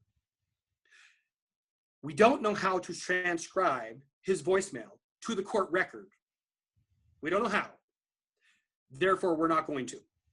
In addition to that, Christopher Ramirez, the DA, listed, and this is on my YouTube videos, listed 5 witnesses to Tiffany's murder. 5. Sorry. Tiffany, she's a witness to her murder. The 3 killers, they're witnesses to her murder. And me, and I was excluded from the case. So if taxpayers think that's okay, or the public, whatever you want to call them. So one more time here. For the murder of Tiffany Jenks, there were 5 witnesses to be called in the murder case. The 3 killers, Tiffany, who was dead, and me, and I was excluded. Right. So that's grounds for a new trial. Well, and here's the thing: the pro-Tiffany dead group, as I call them, the people who are glad she's dead and that promote the idea that I'm crazy because they don't want the truth told, right? They provide no venue for me to tell the truth about a murder. The pro-Tiffany dead group wants you to believe that they can't be tried anymore, the killers, the 2, Michelle and Josh, because that's double jeopardy. Well, the good news is that I'm not a lawyer, but and by the way, Richard Lovett, who is Tiffany's handler, is a lawyer, and he knows for sure that they can be tried again because, thank God, there must be a God. They didn't try him on murder, and therefore that doesn't apply, Richard Lovett. You can try somebody twice all day long. You just can't try them for the same thing. Nice try. Right. They're trying to manipulate me into believing that I'm not going down a dead-end road and that her killers will never see justice because it's double jeopardy. They didn't try them for murder. They tried them for hindering prosecution. That's not murder. Therefore, the public still has the legal right to try these people on murder. And here's an important note. These people ran to Washington State, okay? Kelso, Washington gave them back to Oregon in a court-approved, I believe it was approved by the courts, a court-approved extradition to Oregon. California is where the shooter ran to, and he was extradited back to Oregon as well. So now we have 3 states involved in a murder.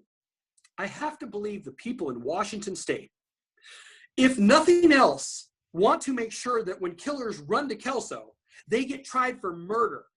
Okay, so Washington State, and this is where the lawyers and legal experts can chime in on this, but Washington State retains the right to reverse the remanding or release of their killers because they're in Washington, okay? They're not Oregon's killers until Washington releases them or extradites them, allows for the extradition of those 2 killers to Oregon. They might have created a crime in Oregon, but the law in Washington reserves their right to make a rearrest in the event that the Oregon law or Oregon courts does not do the right thing on behalf of the public, okay? And so therefore, as of right this second, Washington State, the governor or the district attorney's office retains indefinitely the right to reverse that extradition right to Oregon and rearrest them anywhere in the country, as long as they believe that the murder has been committed and that they didn't have due process of the law, not for the killers, but for the public. So I'm telling you that they didn't give the public a fair handshake in arresting the killers of Tiffany. 2 of them got 13 months, and Washington State should reverse their extradition of those killers and rearrest them and try them for murder in Washington because they ran to Washington to hide. Right. To get away from, they changed their hair, they changed their cell phones, they lied to the Kelso police, they lied to the Fairview police in Washington State, okay? Therefore, Washington has that right and can reverse their extradition rights for Oregon. Yeah. Now, do you have like a central place where people who want to get involved in supporting this and supporting an effort to reopen the official investigation? I mean, there are grounds for a new trial, I think. There's probable Yes, sir. cause. Yes, sir. Do you have like a place where people can go and examine the evidence, can, you know, Yeah. get involved, donate, whatever? I don't need money. One of the best things that they did was pick me because of my ADHD and my ADD and my inability to write. Uh-huh. So the success that the group used to pick me was a great one. Now, do they regret picking me to set me up on this murder? Likely. I believe the Illuminati and the New World Order does, because what they didn't expect from me was that I will never stop trying to get to the bottom of a murder. And, you know, whether my family cared or her family cared, it's not relevant to me. I have one goal: to tell the truth about Tiffany's murder in a court of law. The two best people for that job are Trey Gowdy and Jason Chaffetz of the U.S. Congress. They're the only ones that I believe have integrity. And certainly I believe in that Trump should help. But to answer your question, my ability to write this story, because it's so complex and over most people's heads in any logical fashion, is very difficult. I do better at telling the story, and even that's difficult. But Tiffany Jenks murder on Facebook. If you just go to Facebook and type in Tiffany Jenks murder and or my name, which is John S. Captain. I also have TiffanyJenksMurder.com, which I have not worked on one time since it was made. But the key to this, Mr. Weber, the key to this story is it's like dominoes. If one thing I'm telling you is true, and if one thing they said was a lie, then it begins the domino effect of who's telling the truth. Right. I don't want anybody to believe me. I don't want anybody to believe their family. I just want people to know that Tiffany's worth caring about. This individual, putting my murder aside, was I supposed to die? Are there serial killers on the loose? I don't know. But Tiffany's murder is not solved. And so if the public doesn't want children getting molested, if the public doesn't want killers on the loose, then they can wrap their life, get away from Netflix for 2 minutes, and do a real murder case, because I need help. I need help. I need help telling the story, because two things are happening. One, I can't write. And two, they're trying to stop me. And so I can't go to the district attorney in Multnomah County and say, I have an email Tiffany said she was going to get killed, because he's part of the problem. So if I was to go back to Portland right now, I would be shut up. Right? Period. And they're attempting to do that anyways, and that's their game. But so to answer the question, though, Tiffany Jenks murder on Facebook is a collage of facts. Because I'm thinking that people who view this, there may be writers, there may be lawyers, there may be the general public. You know, there's a whole series of possibilities. There's a critical mass of people that really begin to understand the whole issue of the mind control empire that has tried to take over the U.S. And this, and then this, and then it clicks. And then this is the straw that broke the camel's back, because you have all the evidence. And what I'm saying? Kathy O'Brien was, and Mark Phillips, and for a second I want to say, Mark Phillips, who's a genius, by the way, they emailed me, and I've talked with them. But had I done what Mark Phillips did with Kathy to Tiffany, she would be alive today. So I think people are critical of him, and I think it's extremely unfair. The reason Tiffany's dead is because of mind control. Now, I did not understand mind control at the time, so I had no way to know. But anybody who has a negative thought about how Mark Phillips handles, I say that loosely, handles his relationship with his wife, it has no clue what they're talking about. Oh, I know. I've actually met them. I had the privilege of meeting them at the Free Your Mind conference. And it's just they're doing wonderful work to actually bring all the truth of this out. So, and so you deserve the public support here. and to be able to tell, bring this story, and then really because it's so clear that this to me, this is that there's probable cause that this was a domestic assassination, a contract, standard operating procedure for a domestic assassination for a mind control victim that came down through the mind control because the victim was of no use, and now it was probably through I think the technology that they use is the either they have still enough of a conspiracy that they use a whole enroll a whole subculture in it, augmented by voice to skull. But it's a criminal enterprise, and you're right. Well, you can always send the tape of for example, the tape of this interview with the article to Trey Gowdy's office, to these offices, and you follow up, and you never know what's going to happen. Yes, sir. Yeah, that's true.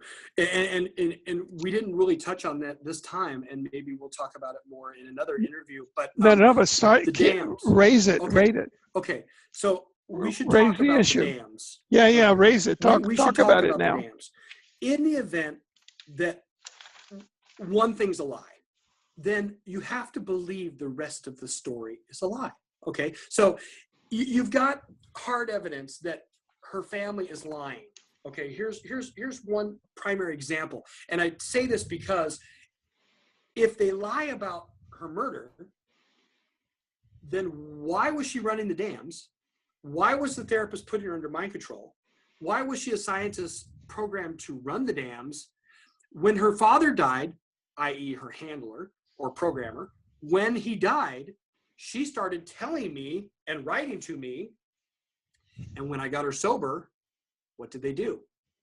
They got rid of her. Now, all of those things happened before I ever knew about mind control. She had experienced all that stuff. And so when she talks to her therapist, Jonathan Weidman, and she says to him, I ran 21 dams and a nuclear power plant on the Columbia River water system, which for those people that don't know, that runs through Oregon and Washington and provides all of Las Vegas, California with their power. By the way, just another element of this and her job at the dams. Me and Tiffany had many discussions, because I'm a trader on the stock market, of insider trading. And this is one element, not necessarily the one why she's dead, but important for the public to know, because we're all being taken for a ride. Tiffany's job at the Bonneville Power Administration was the very top level of control.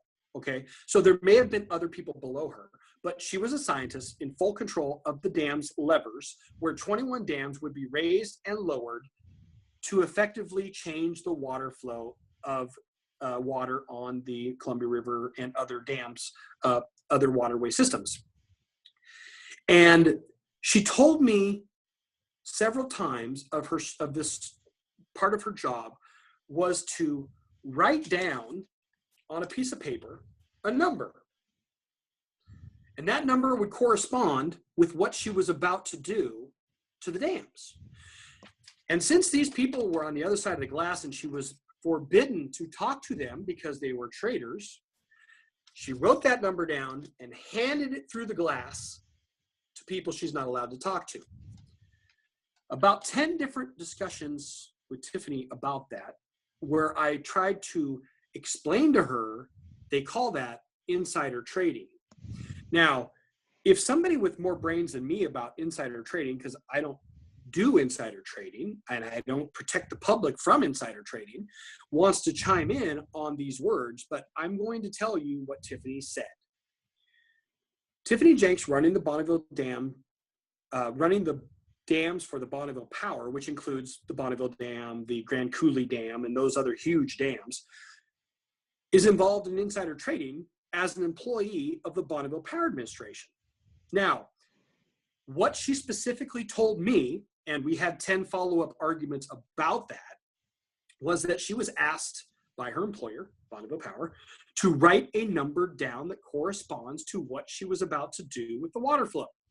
And because she could not talk to the people on the other side of the glass, she handed them a piece of paper with those numbers on them. Now I said, Tiffany, that is a classic definition of insider trading. If it's not, give me the numbers first so I can trade the commodity of power on the grid. See, if I was to have those numbers that she wrote down, I would have then committed insider trading, right? Period. Now, unless somebody can tell me I'm thinking wrong, what I see is you've got the top person running 21 dams writing down a number that says, I'm going to change the flow of the water, i.e. all the power grid. Okay, this is bigger than Enron, by the way. I'm going to change the flow of the water, and they're on the other side, the three men on the other side are women, are going to trade power based on my actions. I said, Tiffany, how is that not insider trading? And she goes, well, she didn't really understand what insider trading was. I said, insider trading is where you have a benefit that I don't, okay? There are millions and millions of senior citizens sitting in their home right now. They can't pay their power bill because you guys are defrauding the public at the Bonneville Power Administration, according to her words, in my opinion only, where she writes down the action and hands it to day traders on the other side of the window, and they trade power commodities. How's that possible? Now, there's only 5 people or 4 people that have her job in all of Bonneville Power. She's got paid like $150,000 a year, I believe, or something to that effect. So there's only 4 other people that know the truth about this story. Tiffany confided in me. Now, I can't make this stuff up. This is what she told me word for word. So Tiffany wrote those numbers down, handed it to other people, and they day traded on power on the other side of the glass. And she specifically said, Mr. Weber, that she was not allowed to talk to them. So she got part of the story right. You can call that a technicality if you want. I call it insider trading.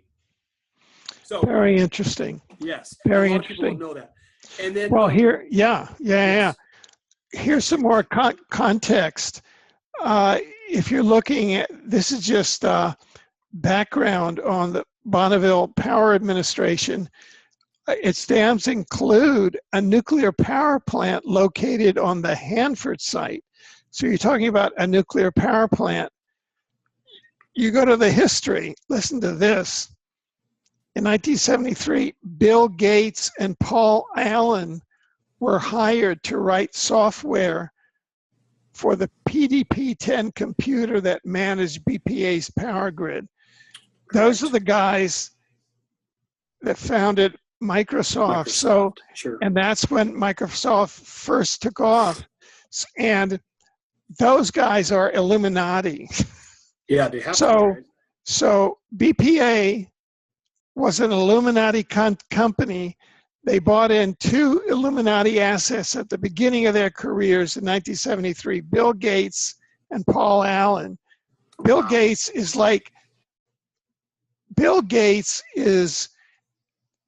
one of the 3 premier world artificial intelligence hosts and sponsors on the planet now, along with Ray Kurzweil and Prince Charles.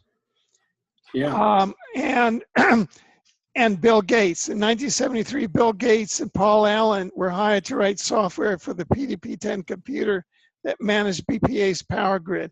So this is a premier Illuminati site.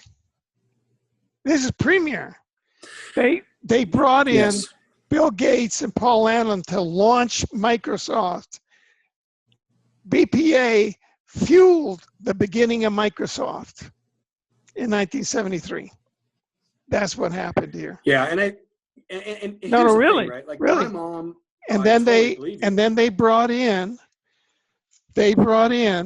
Tiffany Jenks, because they knew that she was a Monarch mind control slave, that they could put her on the other side of the glass and they could run her like a machine.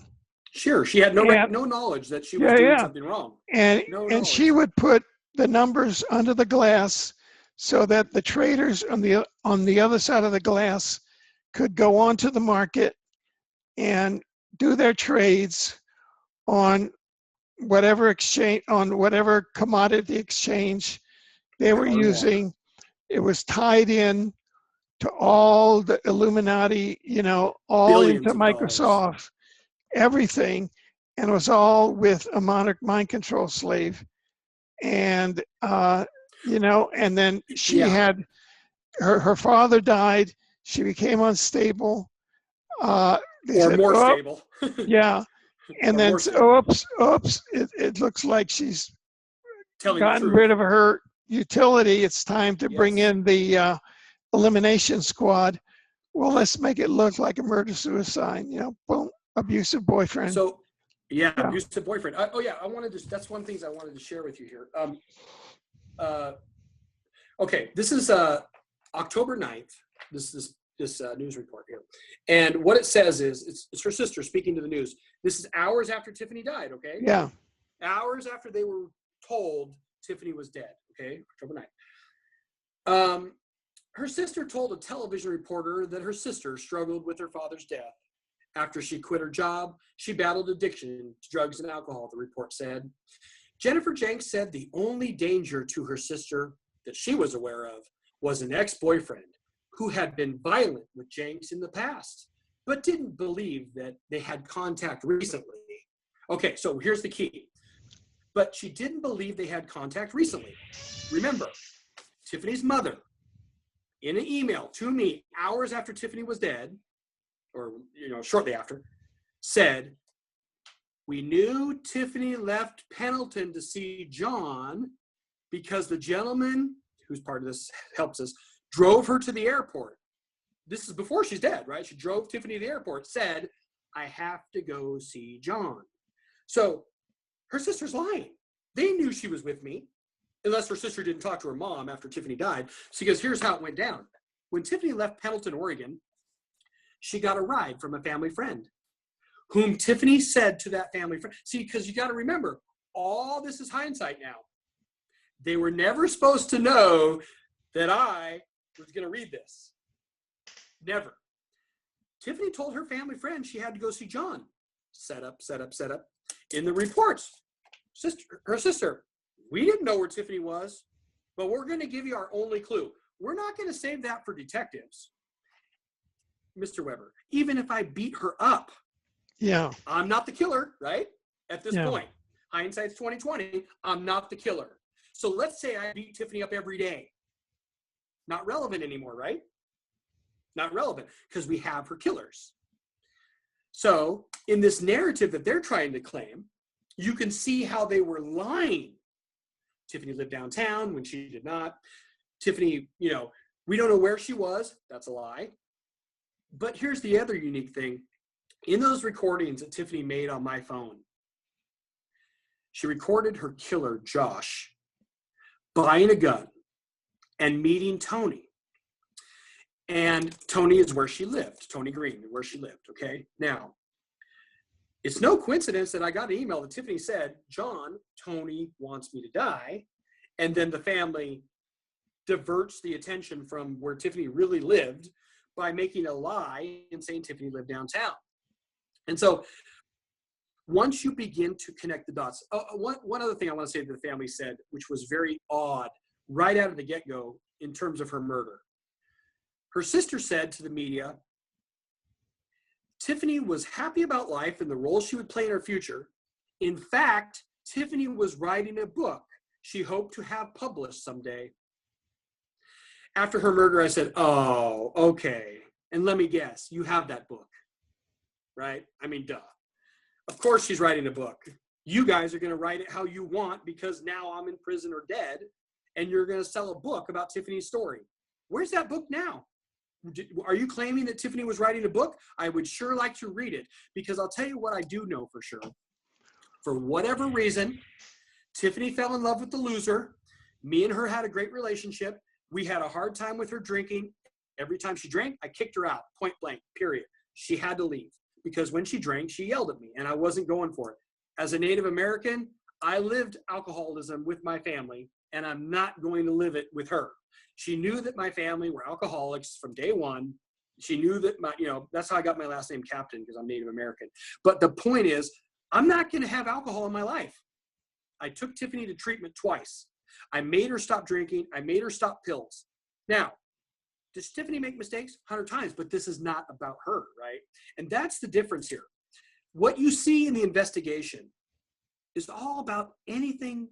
It's all about Tiffany. She's a bad person. She's a drunk. She lost her way. She hung around bad people. Not too bad that they wouldn't tell the truth where she lived, though. Not that bad. Just bad enough to say it, right?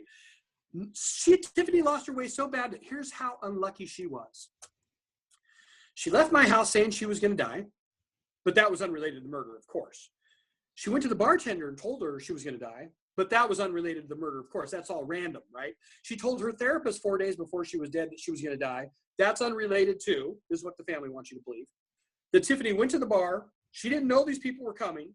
She was smoking by herself outside, and these lucky people who took off the serial numbers off the gun that day came up to Tiffany, and the police claimed because they shook hands that not only did she meet him for the first time, but they don't need to show anybody the video so that we know that Daniel Brunell didn't have a beard, that that's a lie.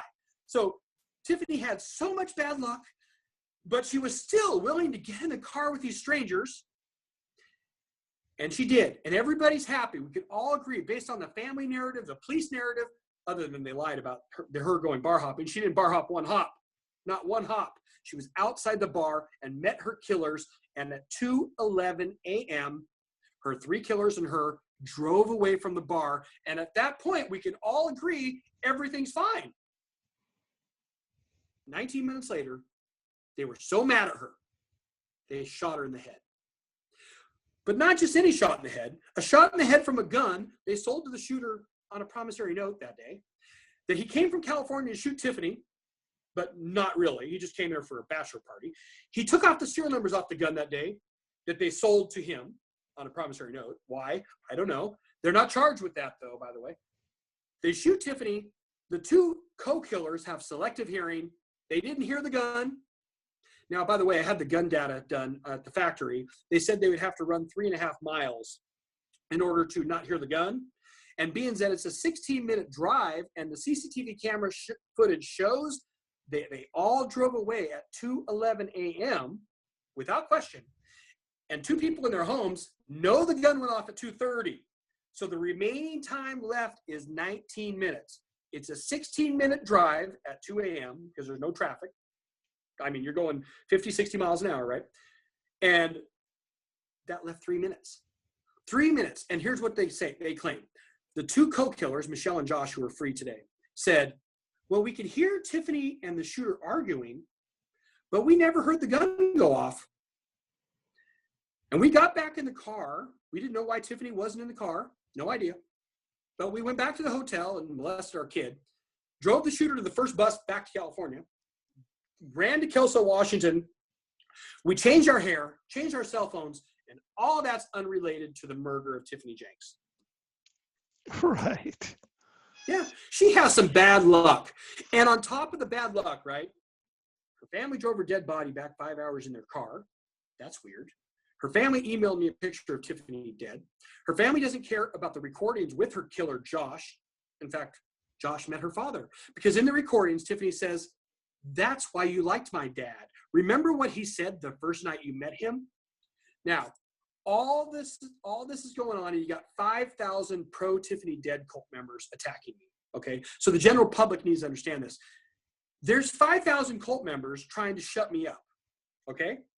They're going to make me, as in Fritz Springmeier's case, the bank robber, the molester, the robber, the tax avoider, the bad guy that beat up Tiffany, the co-killer, any story possible, because there's 5,000 cult members trying to formulate a story that the public can believe.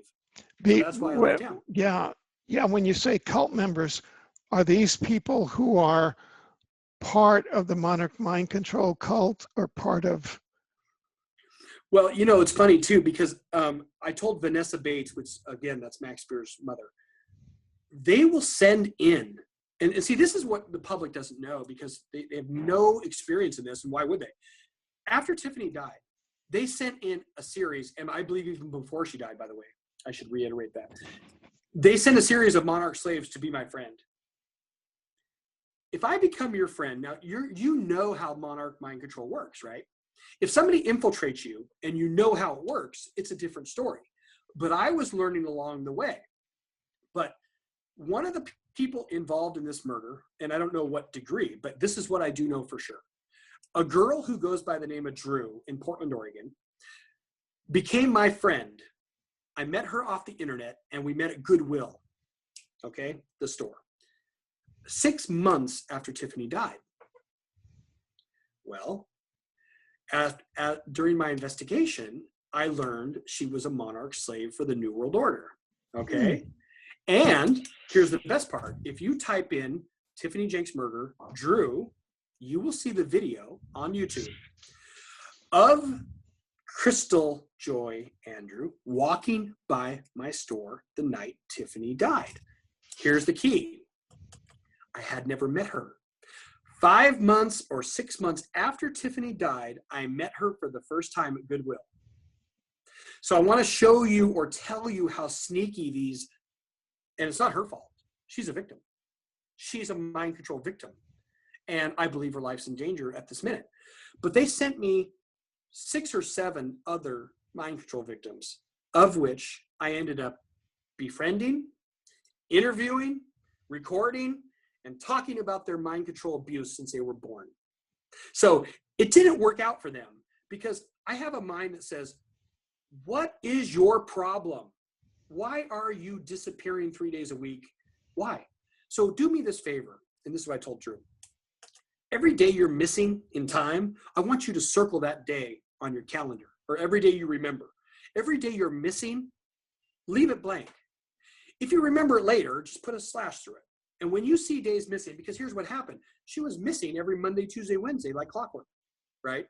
So when I started to dive into her history with this Monarch mind control and her abuse as a child, this girl, as you can see on the video, if you just type in Tiffany Jenks murder and Drew, this girl from Los Angeles, California, spent 3.5 months in a weight loss clinic, okay, very typical, in California, and where she explained to me about how they all abused her sexually. And she had been raped multiple times. And my point is that there are a lot of mind control victims that they will use for their own disgusting needs, which happened to have been me, okay? So as I was learning this, I always asked them several series of many questions, about 100, and to be exact. You know, what do you think of this? You know, he loves me not. What do you think of Follow the Yellow Brick Road? What movie do you hate or love? And then I just Google that and get the programming codes from that movie's mind control. You know, Snow White, you know, all the different Disney. Tiffany's was Follow the Yellow Brick Road, Wizard of Oz. There's Thomas the Train. There's, you know, several others, Beauty and the Beast. But each one of these people confided in me over a period of a year, right? Because although they were under mind control, there are times when they're not controllable, okay? And once I knew for sure, because see, how that transpired, and this is a major clue in the murder. If you type in Tiffany Jenks murder and Drew, you will see her walking by the front of my store hours before Tiffany was killed. She has no recollection that she was there, and I hadn't met her for 5 more months, okay? Now, here's how I know for sure it was her, just because some people like to say, well, maybe it's a little blurry or whatever. One day, her boyfriend, who was walking arm in arm with her, texted me because Drew was missing and said, have you seen Drew? I said, no. However, is this you? I emailed him the video of her walking by my store. Now, mind you, this was 3 years later. Okay? 3 years, or 2 years, whatever, after the murder. He said, yes, that's me. And Drew, where did you get that? Because he didn't know why he was there. Okay? He confirmed to me that's him in the video. Now, what this matters is, and why it's important for people to understand is, it shows you that they are using and abusing people. This girl was a star, just a great person in college at Portland State University, and had gone 3 years straight, or 2 years straight, perfect A's, probably the nicest person in the world. And now you can only imagine what's going on in her life because of this cult. She never went back to college, and now her life is in a mess. And it's all because of mind control. Now, if she wasn't under mind control, well, first of all, she was, because she told me all about the abuse as a child, and I have it all, and we interviewed each other, and she knows that. But my point about this is that they know they're abusing children and other Monarch mind control slaves to get to me. The difference is that I decoded them. And so when you're under attack by the Illuminati for something, so, I mean, Tiffany's not your average murderer. She ran the dams to kill us all under mind control, okay? And she told her therapist, a lot of people are gonna die. And she said, when I found out I was a robot, I tried to kill myself. Well, that goes right in line with her medical. She had 12 suicide attempts. She wanted to die. Why did she want to die? But wait, her handler and her sister, oh, everything was great in her life. She was just excellent till she met me, right? That's weird. She had 12 suicide attempts and thousands of pills. They were trying to kill her. And the reason they were trying to kill her, because her dad died in 2010. She became aware that she was running the dams under mind control. She told her therapist, and what did he do? He said, don't tell anybody or you'll be shot. And she was shot. So, you know, the dams, you had a breach in California of a dam. Now, I mean, Oroville Dam. Yeah. Completely unrelated. But the people in Oroville or other Native Americans like myself and the public should be outraged that a mind control victim is allowed to be anywhere near the control of the dams. This is not bad for Tiffany. She wanted to die because of it. She cared so much about America or the world. Okay. She wanted, and she says it in recordings. They're all on Facebook, or on Google. Just type in Tiffany Jenks, Jonathan Weidman, and you can listen to her tell her story. Of course, I put it into, what do you call it? Like audio snaps or audio clips, because some of it is irrelevant to her and the dams, and some of it is about her talking about being in love with me. And I'm not trying to tell that story right now. I'm just trying to tell you that, why is Tiffany dead? Why was a 33-year-old girl running the dams? Why was her ex-boss, DeWitt, last name DeWitt, why was he lying to me about her murder and trying to persuade me to not believe the truth about her murder, right? Because I was trying to get help. I went to Richard Lovett, I went to Tiffany's mother, and I went to Daniel DeWitt.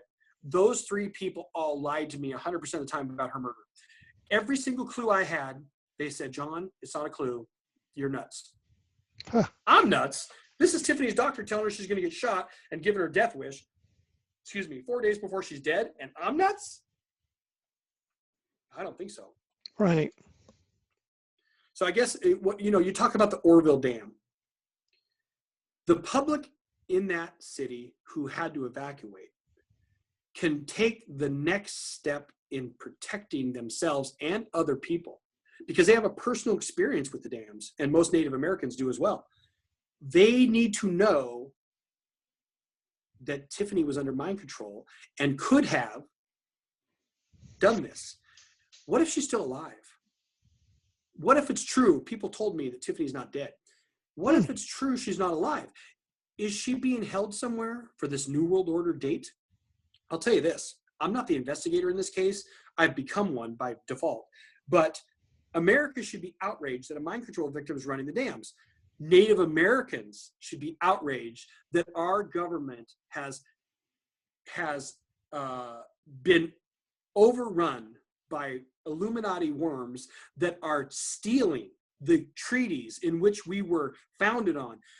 My grandfather, who told the white people that they were horrible, horrible people, Thomas Captain, his name, Eastern Shawnee tribe of Oklahoma, he's right.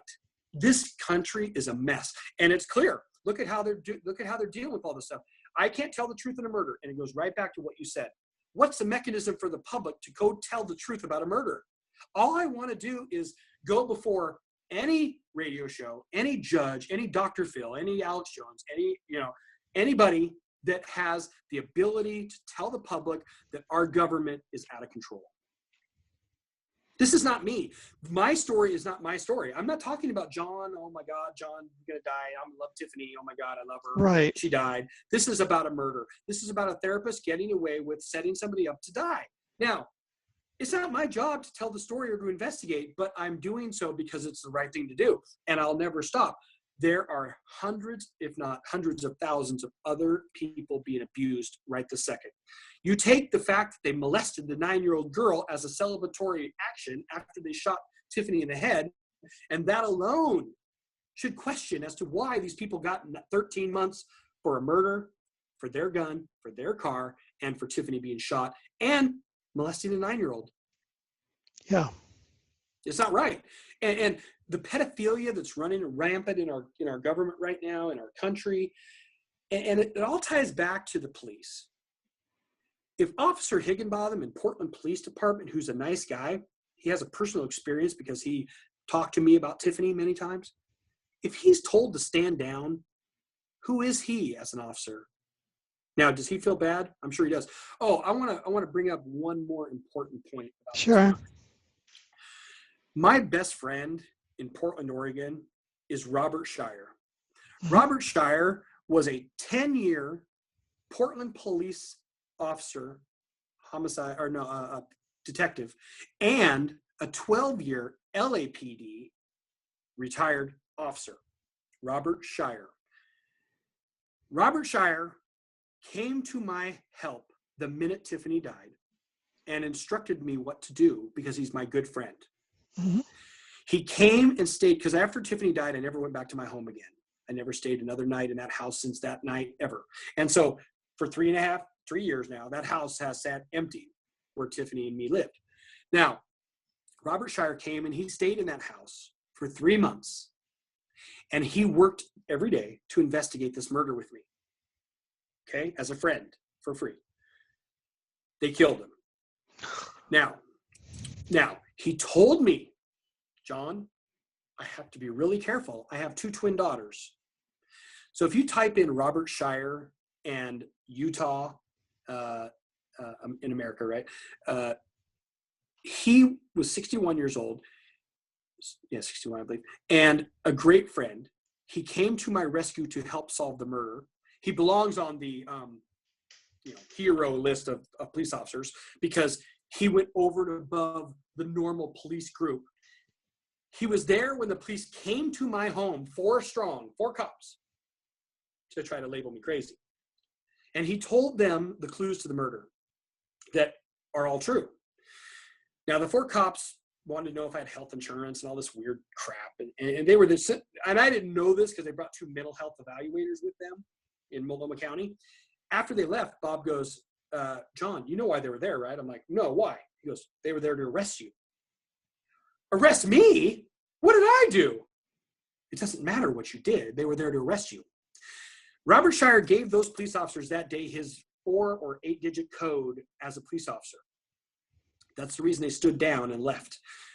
But believe me, I got a phone call one day from his wife, Angel Shire. John, Bob's been killed. I said, what? Bob's been killed? So I rushed to help figure out what happened. And as the story goes, he visited the hospital just fine. He had a few medical problems, but he was, relatively healthy. And she wasn't with him because she was taking care of his 2 twin daughters. And he said, he calls her on the phone 3 or 4 or 5 times, yelling at her, tell them to stop, they're killing me. She got the call. This is a 22-year police officer helping me with the murder, and he's dead. Now, she has a action, and she doesn't understand what my story really is. This is not her realm. And this is where the public doesn't really understand the full picture about mind control. But once you get involved and let's say you fall in love with a mind control victim, strictly not allowed. They are cattle and they are controlled. And if you touch them, you are eliminated. Now, one way or another, I was that person for Tiffany. She fell in love with me. She told her therapist 100 times she was in love in every which way but form. He made me believe in true love, and da-da-da-da. And every word out of his mouth is no love, no, no, no. It's not about me, about anybody. So the idea that I was under attack and didn't really realize it at the time, many people were bringing it to my attention along the way that Fritz Springmeier even stood down and he was so scared of the story. And so that just goes to show you. But what you have is you have a group of people that can get away with murder, and they have. They can get away with insider trading, and they have. They can get away with having her run the dams at 33 years old, and they have. They can even get away with a fake murder if they want, because why would they drive her dead body back 5 hours in her car and then email me a picture of her dead and then give me her ashes and then take me to court and lie? So the bigger picture here is these animals that are running the country, these people that are Illuminati, New World Order planned, you can't believe a word they say about anything, nothing. And if you could imagine for a moment, you've known about this kind of stuff for a long time, so you have a basis. If you're the general public and you're just some guy and you meet a girl, you have no idea what's in store for you. I wasn't investigating Tiffany when I met her. All of this stuff, she was throwing at me stuff that wasn't sticking. She told me, you have no idea who I am. And when you find out, I'm afraid of what's going to happen. She wrote to me 100 times. But now when I see how they act about me and my story and how they want to shut me up. Heck, the other day, I even got an email from a gentleman that says he was Tiffany's boyfriend. I can't wait to read online what that's about, because Tiffany wasn't allowed love. She met me by mistake. She fell in love, and that's strictly not allowed. So what they're trying to do is diminish her love of me, right? Which it doesn't matter if she loved me or not. My story has nothing to do with Tiffany's murder. I love Tiffany, and they won't be able to take that away from me, even though they're going to try and say, oh, John, she didn't even date you. She dated this guy over here, right? They will do anything, and they have. They've done, since day one, they have said thousands of things. But what's cool about what they say, and it's easy for people with a psychology background or people with common sense to say, their story doesn't make sense. And as they speak, the more they talk, right? We invited John to our home for Christmas, is what her mother said. But then in the next hearing, a week later, Tiffany was an informant against John, and he's evil, and he's this, and he's that. Well, that's weird. You just said you invited me to your house. What happened?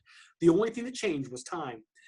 And so what you will find, what the public will find in this case in particular, is a series of events that are not controlled, or even my story, that are Tiffany and her story and the police and what they did and the dams and what she did, Robert Shire and what happened to him. And you will see there is a truth to what Kathy O'Brien, Mark Phillips, and all these, I met with David Icke, all these people, what they're saying. They're telling Tiffany's story, but they don't know it's her. Right. As you were saying that, it's so profound. You really are kind of getting into the depths, and I'm just wondering if I keep on thinking, oh, this person who you'll meet who can translate your story, or even if you could tell your story into one of these programs and it would, like Dragon or something. What do you think about that? The problem I run into is that it's so big, and you have to have a way with words, right? Like my whole life, right?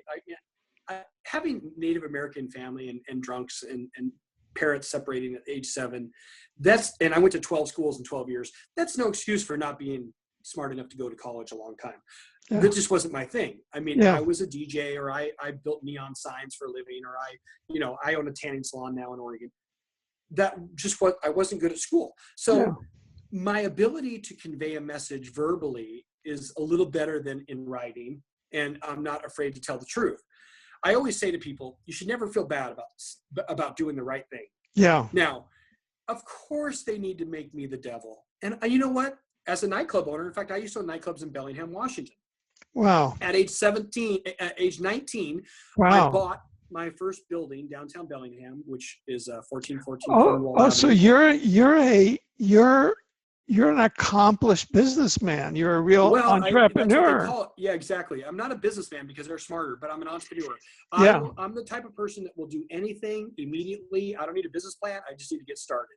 Yeah. And so with that, I mean, I had that nightclub for years. I bought the building and I donated it actually to the city of Bellingham for a museum, which they never used it for. But it's probably the most beautiful building in Bellingham, Washington. At age Amazing. 19, I owned that building. Now, was it bad luck or good luck that I met Tiffany? I don't care. It gave me purpose, and that's key. And so, because I can't write, I don't hold myself accountable for how horrible I write. I don't care. It is what it is. But on the other hand, it gives people the knowledge that they need to step up and go, okay, well, this guy's complaining that he has ADHD, and maybe he does or doesn't, but I see where he can't write worth crap. So let's see if we can't put the story together. You have so many facts and clues and these different narratives, right? Yeah. And Yeah. they go against the public's thought of, you can't be telling the truth about all this. I promise 100% that I am. Yeah. If you want to prove me wrong about anything, I'm open to the dialogue. If you had the DA, Christopher Ramirez, or the Judge Cantor, or the police on the line with us now, I have at least 50 instant questions that they don't know what I'm going to ask that will Right. bind them so horribly that they won't even be able to speak.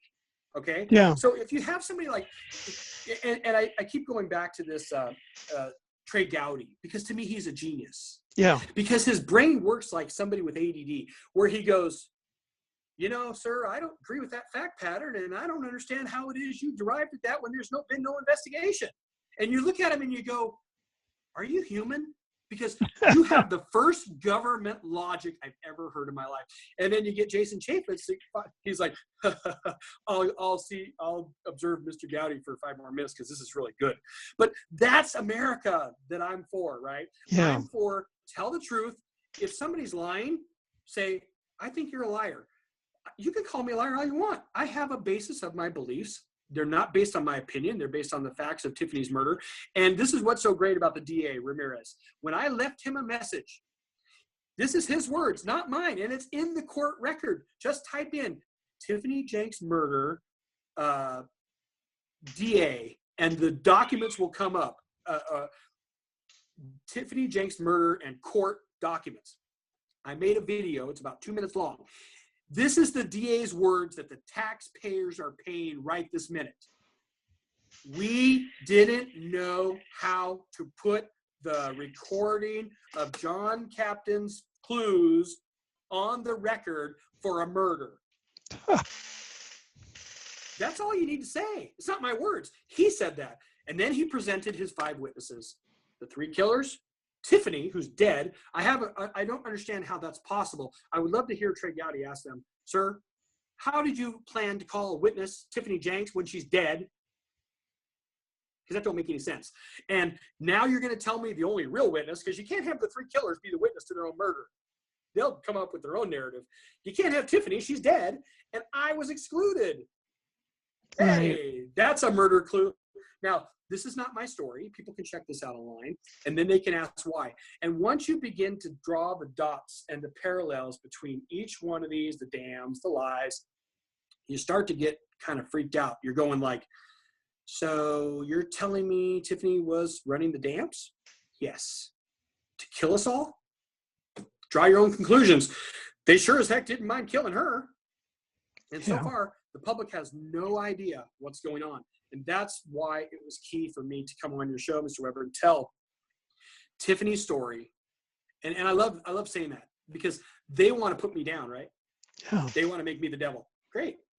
It's not my story. It's not my story. I'm talking out loud. This is my voice. But the DA said he did know how to record or write the clues that I left. He said that, not me. He said that Tiffany crying for help is not a clue to the murder. Okay, that's his words. If you want to hear my story, ask me my story. I'll tell my whole story, all that crap. But primarily as these 5,000 cult members, the Illuminati, focused on stopping me from telling the truth, what you'll find is John's this, John's that, John's this, John's that. Oh, they're talking about me. This is the same thing they did to Tiffany when she was dead. It was her fault. Her fault. She went with bad people. And in 19 minutes, they became so unglued they had to shoot her in the head. They couldn't just let her out of the car. No. They couldn't just say goodbye. No. They had to shoot her in 19 minutes. How's that possible? Right. So. Well, we're all visualizing here that the next step is going to manifest.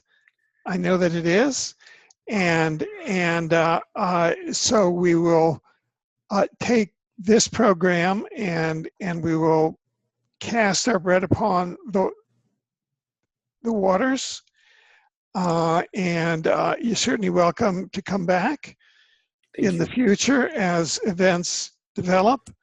Thank you. It seems to me that, you know, there are websites and services out there of people who are, you know, where you can go and you can get people who write or people who are lawyers for a percentage. Yes. They're all sure. they're all that kind of stuff. Let me say this, is that I've tried to do some of those, but I believe that I keep getting stopped by the powers that be. Oh yeah. And so, and I've spent $150,000 on Oh Tiffany's my murder God. already. And I'm preprepared to spend another $150,000 before I'm done. So Yeah. it's not like I'm not willing to Oh well, then money. well then that i.e. you are undertaking a major effort. Yes. And so this is awesome. And you know, we really have to respect your you know, the degree of your you know, and the fact that you have changed your life now. So yeah, you are you are at an undisclosed location now. Your life is sort of turned into a dedication for this truth. Yeah. I really would like to appeal. You know, I just have to say this. A few years ago, we have a large family, and I was born the eldest of 9 children, and we, at Christmas time, we have Secret Santa. We all give each other presents. So yes, one of my brothers gave me a present of the what they call the Smithsonian Geno 2.0, where you send in a swab of your cheek, and then they send you back your DNA, which goes back all the way to Africa under this thing. And so it turns out that I have Native American DNA, which I didn't know. Oh, good. And we figured it out that it was from the I mean, most logically, because we didn't know if it was North America, you know, where was it from? Yeah. And we figured out logically that it was from the Taino tribe on Cuba. And what the Taino, you know, because they came over the land bridge, and then you have to figure out where, right?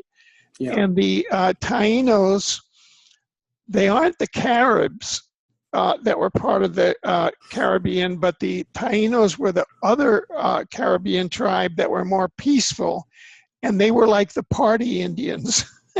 And that's why my theory is that's why in the Caribbean you have this great party image, you know, like yeah. Everything is always partying. So anyway, yeah. Let me tell you how I got my last name. And it's embarrassing to say this, but this is the truth. Get passed down to me by my father's still alive, but he told me this. We got our name because we led the white man out of the woods. Before that, we were named Homgawi. And because now my great-grandfather, Thomas Captain, who was chief of the tribe, and my grandfather was chief of the tribe, and so on, for all the way back. They named us Captain because we led the white man out of the woods. And they named us Captain, as I don't know if it goes back to right about the time when Christopher Columbus was here. In that time, we changed from Homgawi to Captain, and that's how we got our last name. So my family name is Captain, and we're the only that I know of in America. Captains are all Native American. And one of the things that really affected me too is that, you know, my grandfather died when my dad was only like 3 years old. So and we don't know this story about exactly how he died. You know, the U.S. was doing a lot of things, but my great grandfather gave all of his last land to build the first school in Oklahoma. Okay. Now my dad, so he lost all of our, we had no land, basically, the Eastern Shawnee tribe of Oklahoma. We ended up getting like 20 acres or some just pathetic amount, right? When we owned everything. And then, well, not owned, we lived on the land. We were promised a lot of things. One thing we were promised is justice. And Trey Gowdy, who's the pillar of justice in Trey Gowdy and Jason Chavis, talk about the scale and the blindfold. In Portland, Oregon, Tiffany was raped, tortured, and abused by the court system. And I'll be damned if I'm going to allow these scumbags to continue their belief that their America should be such, okay? This is not up to them. And that's what's so frustrating. That judge in the robe, Judge Cantor, has no legal right to be a judge because he lied. And you can't lie. I'm not a judge. I can lie all day if I want to. But he can't, okay? He's paid by the taxpayers, to be honest. Now, do I believe for a minute that Tiffany died the way they said? No, and nobody in the whole world could. You could take a 6th grade class and say, does shaking hands mean you met for the first time? The police claim that Tiffany met her killers because they shook hands. That's the most un-American thing you could say, that shaking hands means you met for the first time. I shake people's hands I met 100 times. That is not the basis of their lies, you know? And so as a Native American, I believe that we were supposedly, well, first of all, a Native American with alcoholic parents, divorced at 7, you know, 12 schools in 12 years, different, you know, no money to survive at all as a child. Our family was ruined. His dad was dead, you know what I mean? So it wasn't easy. But getting past that, the last thing and the only thing I have is hope. Hope that the courts and the police realize that it's not just me. They're raping, torturing, abusing many other targeted individuals. Kathy O'Brien is one of them, and enough is enough. It's time for America to stand up. Tiffany Jenks is dead because of it. And if you don't care, I just can't believe that people don't care. They just don't know. And so here we are. And that's why I'm glad you did the show today, for Tiffany's sake, because she was raped, tortured, and abused as a mind control victim. And there are thousands of targeted individuals. And the CIA just released proof. There's no more question. The CIA just released proof. What are we going to do about it? I don't know. But that's the first step in this discussion. And I appreciate your show today. Yeah. I'm so glad that you have come today. We all really support the effort that you have put in, and we look forward to seeing you again as events develop, John. And well, if I'm not here, you know why, and if I am here, I'm here to help. And it's time that America helps Tiffany's case. Very good. Thank you. Very good. Thank you very much. Thank you, sir. Thank you, Mr. Weber. Certainly.